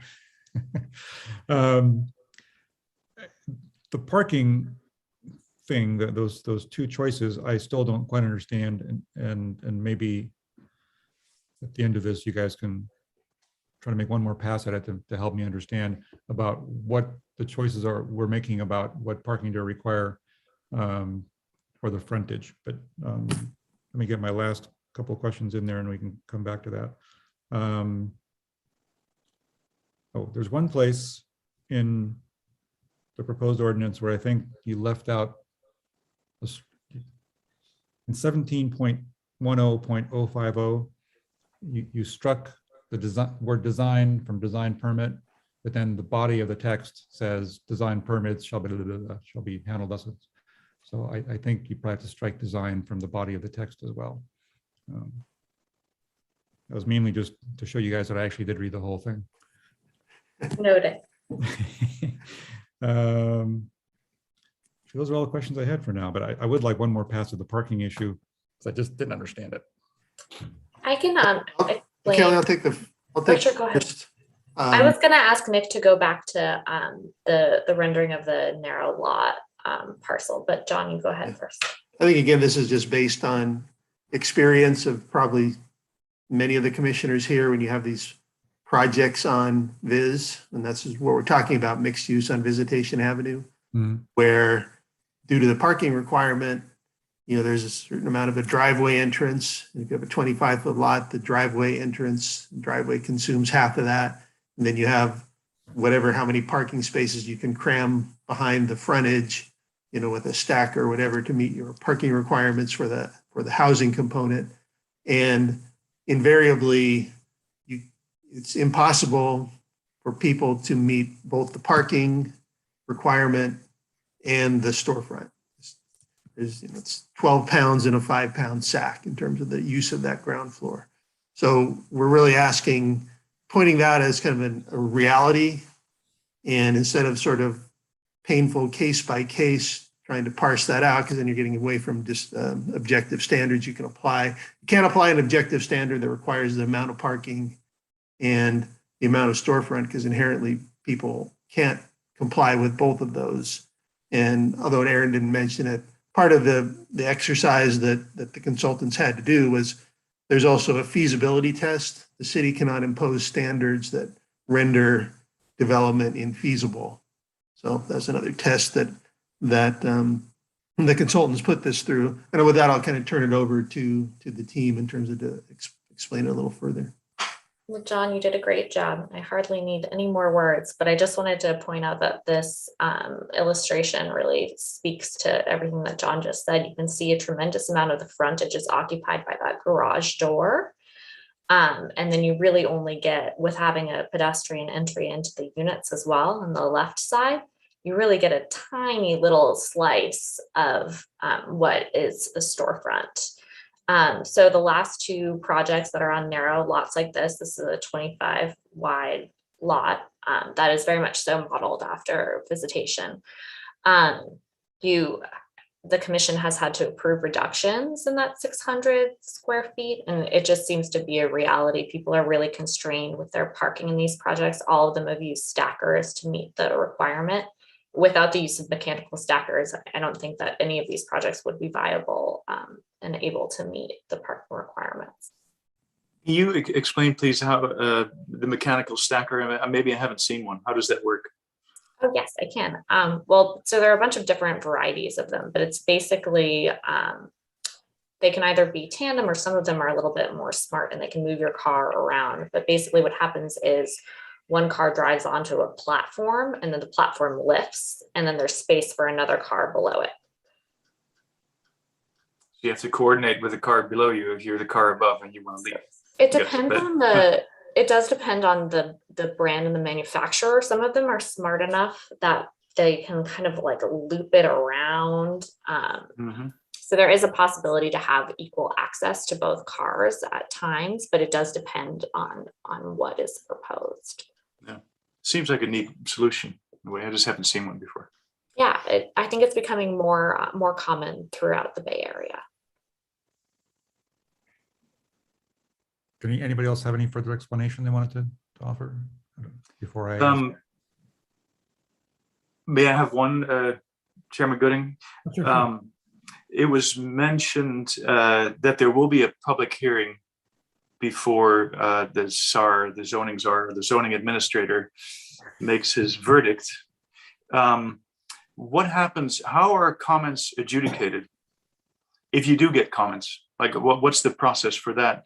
And then kind of as a follow-up, is the planning commission for projects like these essentially a member of the public? Like they have no special role in reviewing this. It's basically the administrator makes a decision, but it's the adjudication is what I'm interested in hearing about. Yeah, a couple things, and I think Kelly can correct me if I'm wrong with the language. I believe the way it's structured right now is that, again, I think the primary goal of this exercise is public notification and transparency. That basically the city's providing notice that, hey, this project is been proposed at this address, and we do the typical notice, and that it meets these standards or it doesn't meet these standards. And somebody has the opportunity to come in, look at the file, look at the analysis. They may agree or disagree. They may object to the determination that it meets the standards. And only in those cases where there is objection, I believe, is when the ZA would hold a hearing. I don't think we'd hold a hearing if nobody objects to a project. So that's, I believe, is maybe the slight nuance. And Kelly, please correct me if I'm incorrect with that. You're right on the process, John. Okay.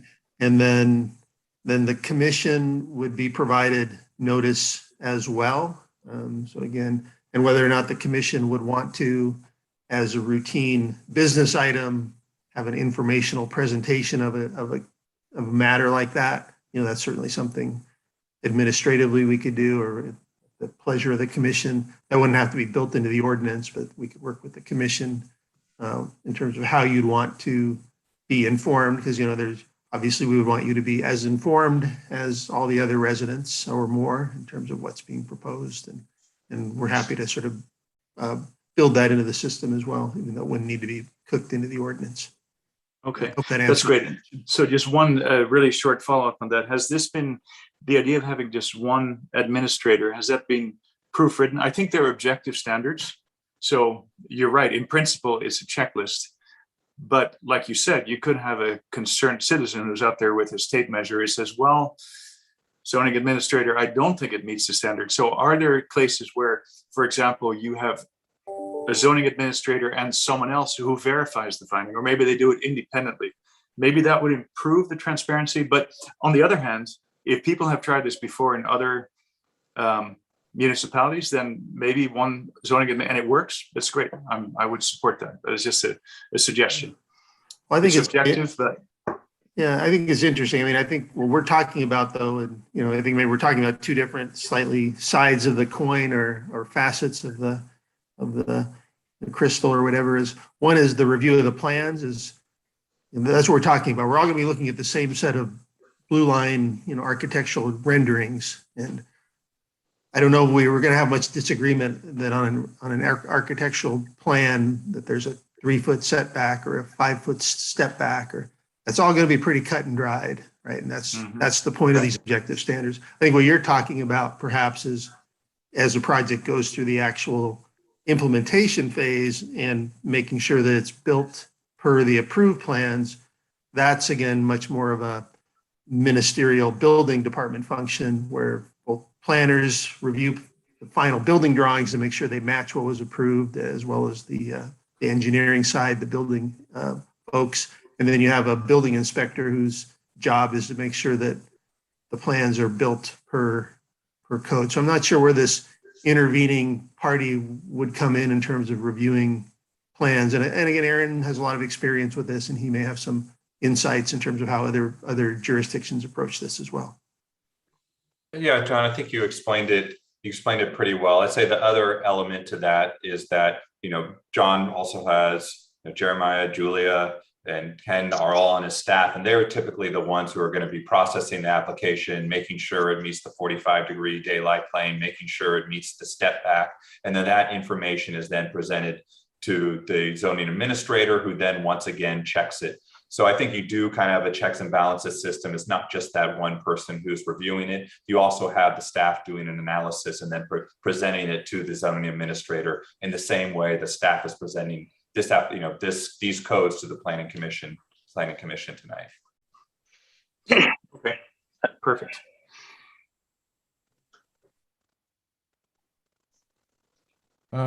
Let's see, where are we procedurally here? I guess we've gone around the horn of the commissioners. Through the chair, Commissioner Patel has his hand raised. Oh, go ahead, Sandeep. What do you got? Thank you. I was just wondering, just to follow up what Commissioner Sayasan was asking before, is can you guys walk me through why you guys would recommend a 1 to 10 versus a 1 to 5?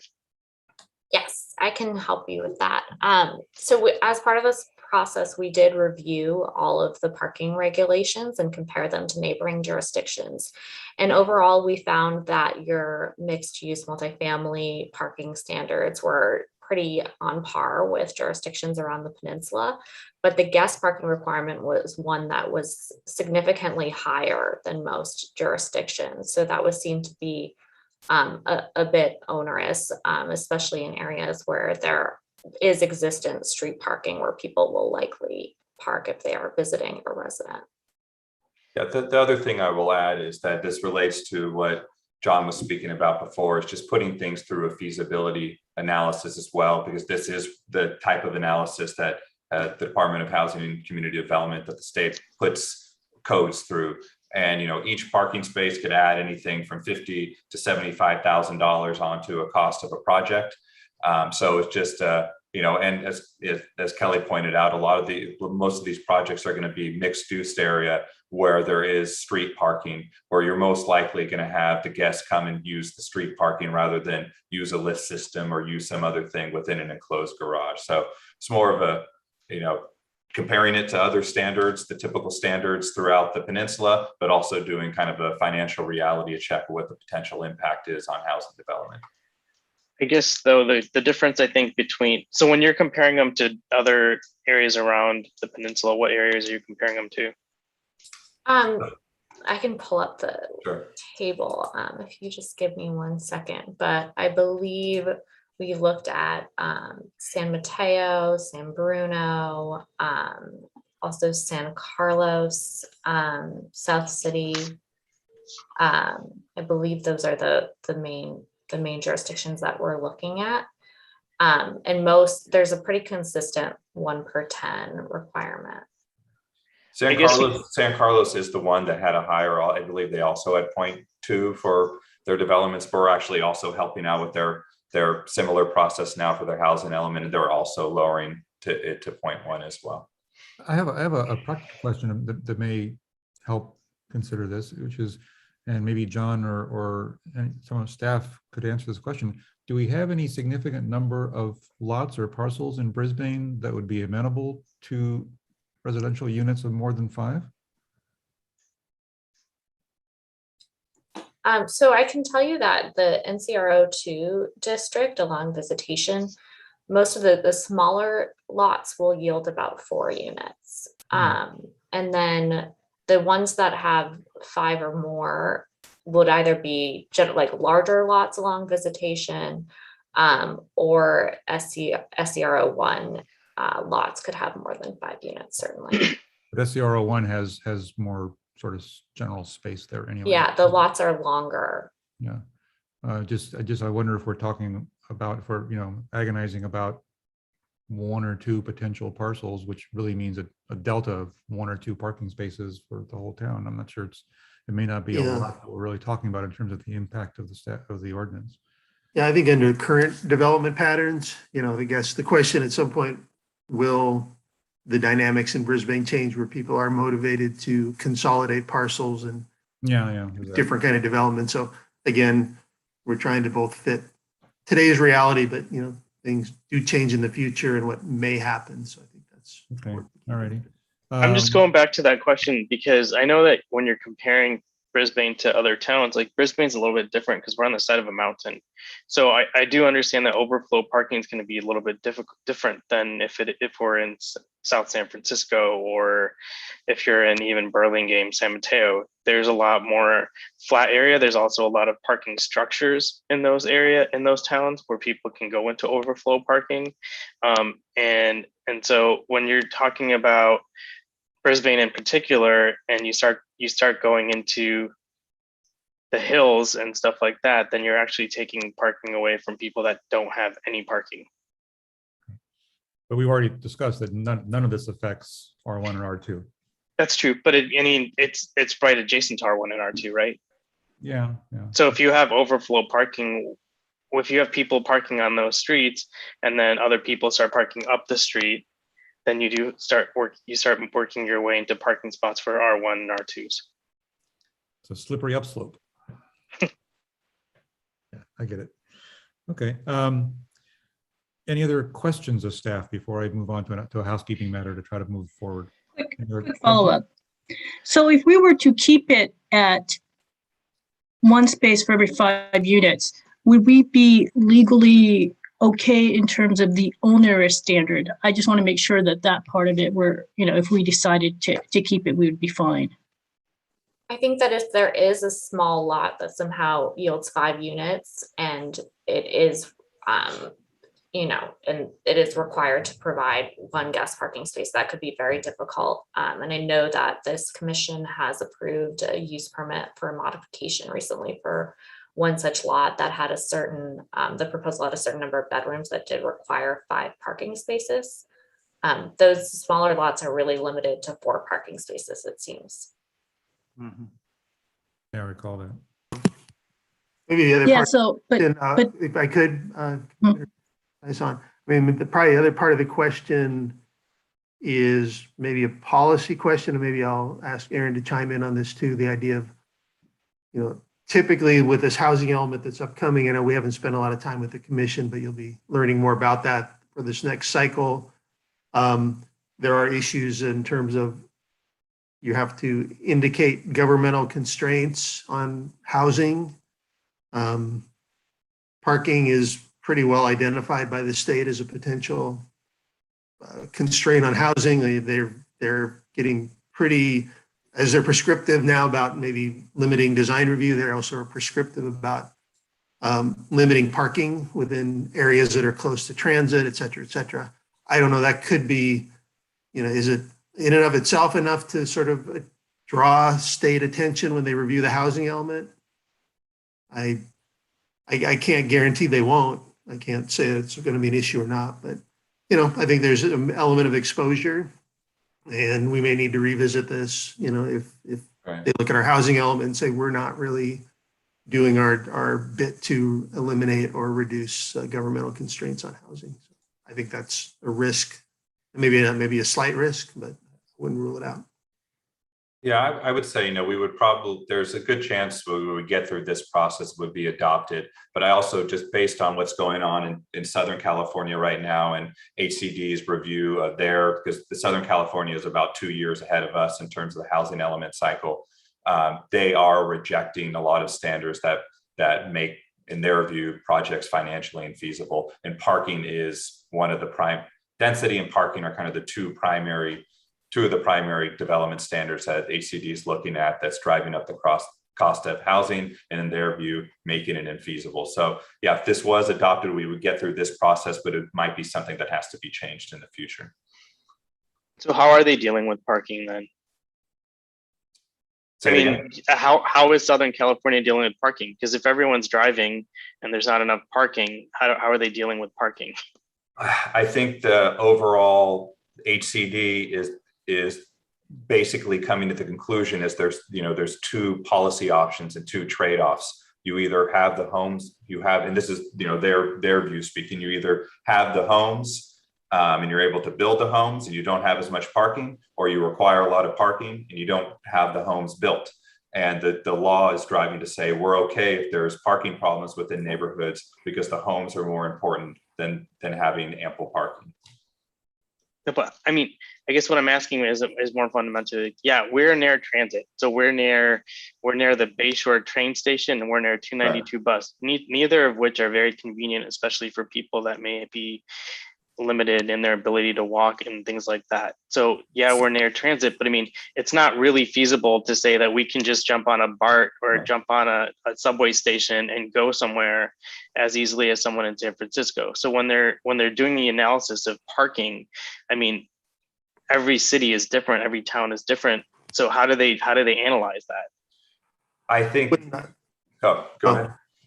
I don't know that I mean, I think they have overriding state policy objectives and goals, and there's the recognition of how unique every one of the jurisdictions that they analyze probably isn't the highest priority in their review of individual circumstances. I think their primary goal is there's an overarching state objective that's where they're going to prioritize that's where they're going to come down in terms of analyzing things. And, you know, you're right, it may not make good sense. What makes sense in San Francisco doesn't make sense in Brisbane, and that's very true. But whether HCD is going to, you know, is that's going to really move the needle on their review, I don't think so. So there's nothing out that says these are the factors that you can take into consideration to determine whether something is onerous or not? No, there's no list. I mean, there's a general, you know, we've seen, you know, past precedent of what the state is generally accepted and not accepted, but they don't have a list of saying you could only require, you know, 0.1 parking spaces or 0.2 parking guest parking spaces. It's just more cumulatively, how do your standards lead to feasible versus infeasible development? And I think the strategy that we're looking at is not to be an outlier, right? The idea that we're in a range of considered normal, that makes it a lot easier, I think, to slip under the radar than being an outlier with a very much more conservative or aggressive. So I mean, the strategy. So the state won't even let us consider the uniqueness of each, you know, locality. I mean, that's not taken into consideration at all. I mean, well, sure it is. I mean, you know, the densities, even within the state, they recognized certain thresholds of what's considered a minimum density for affordable housing. And there is some recognition that smaller cities have a lower density limit. For example, 20 to the acre is a kind of a threshold that we need to hit for presumed affordability. Larger cities, they're at 30 to the acre.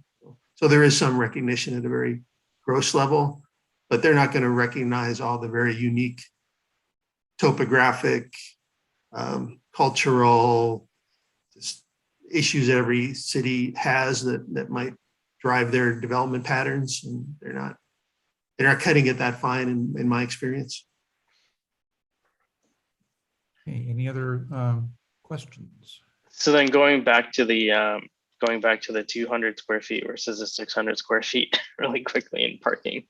The 200 square feet would require the current parking standards that we're requiring, lifts and things like that, in a lower storefront area. And the 600 square feet gets rid of the parking requirements, right? Correct.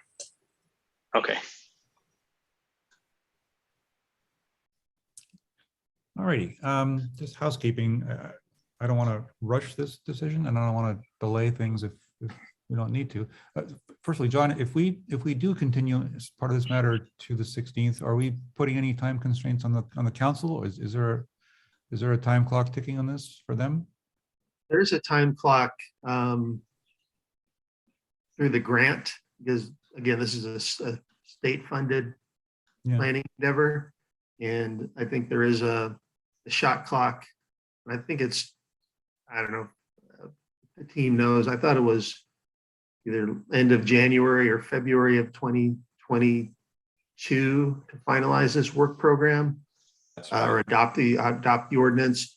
We'll be cutting it short, or cutting it close rather, but no, continuing this matter for another meeting. I think we can still get the council in January for hearing. I have a couple of suggestions. One, we have, and by the way, my Zoom screens have frozen. I can still hear and see everybody, but I can't move around anything. So I don't know if we still have any public participants or not. One suggestion was going to be, since they spent the time waiting to hear the public and then decide if we want to continue it so we can deliberate a little bit more or vote, which seems to make sort of some sense. So do we still have just 2 public members? And both have their hands raised. Okay. So shall we open the public meeting and then make a decision on timing? Sounds good. All right, let's open the public meeting.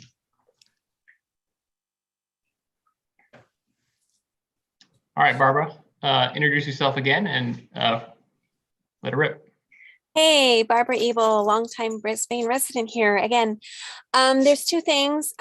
One is that I have really been listening to what everybody's had to say about the parking, and I really can hear both sides of the argument.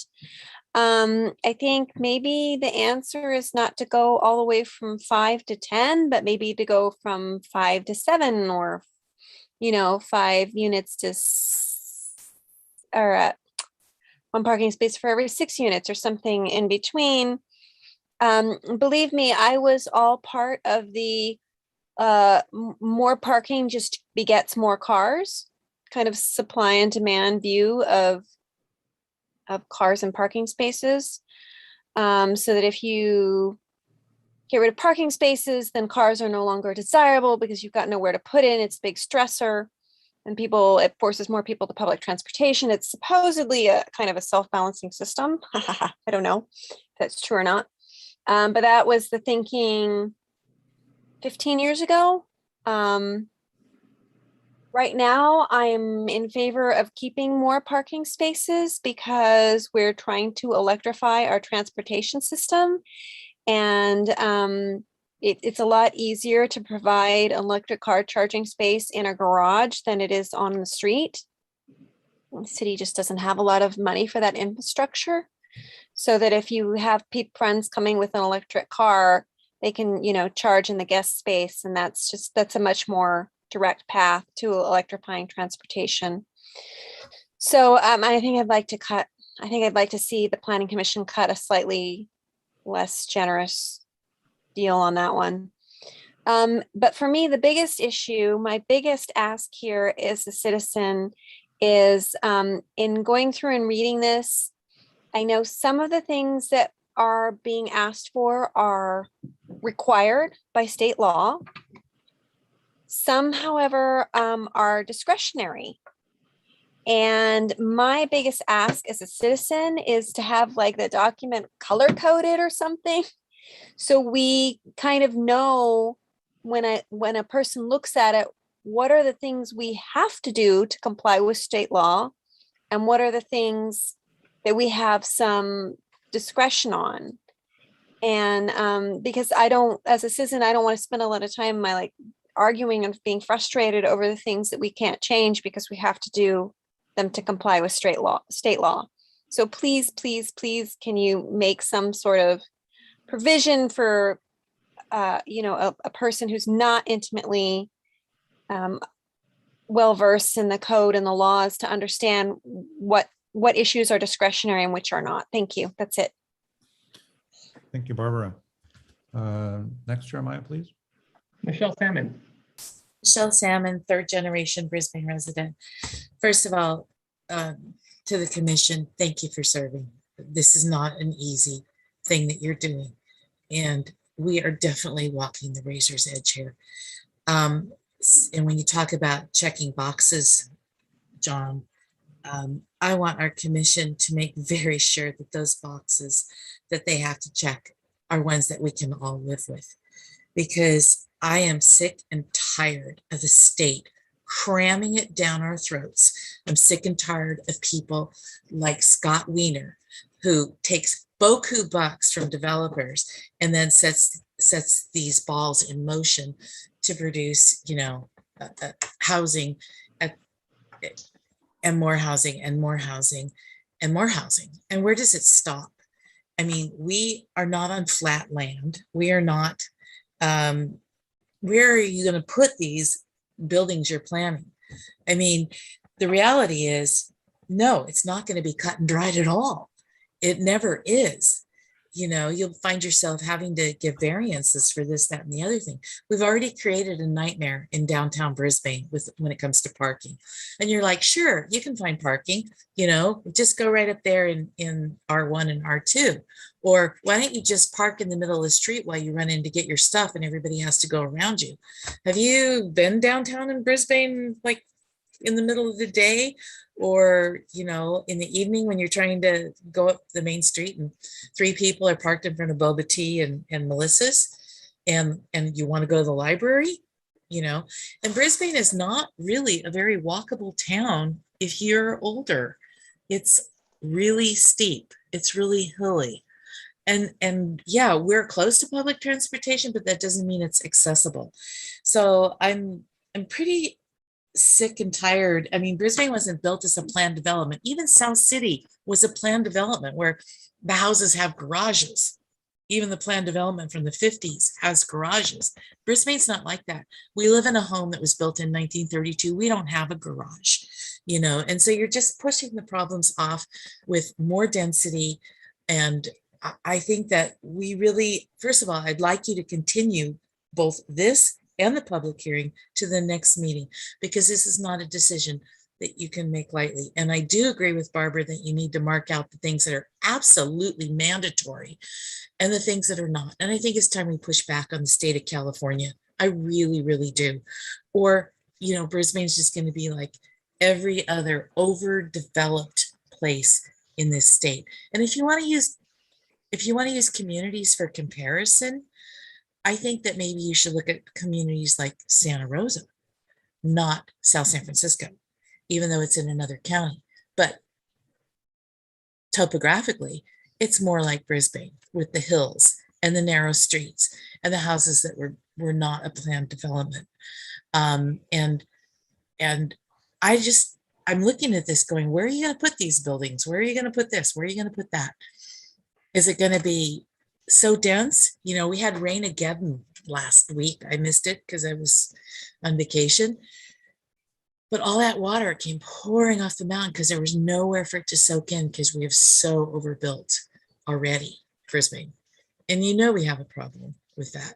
And so I ask you to really seriously consider what we're doing here. I think we really need to look at what's feasible versus what's reasonable, and the quality of life now and the quality of life 20 years from now and 50 years from now if we're still on this planet. What we're doing is not reasonable, and it may be feasible in the short term, but it's not feasible in the long term. it's not reasonable in the long term. So I think it's time that we push back to the state of California. I know we're just a small town of 4,000 people, but it's time to push back, and it's time for other cities to push back on unreasonable demands. We are not a cookie cutter city. We shouldn't have to pretend we are, and we shouldn't have to swallow what the bigger cities are trying to push on us in terms of housing. And some of these ideas are great for the flatlands and the baylands where we will have to be developing housing, but it's not reasonable or feasible on Visitation Avenue, on San Bruno Avenue, on Park Lane, and some of the other places. And so I know that each of you is walking the razor's edge with the decisions that you have to make on this. And I do appreciate that. And I appreciate the work that the consultants have done on this.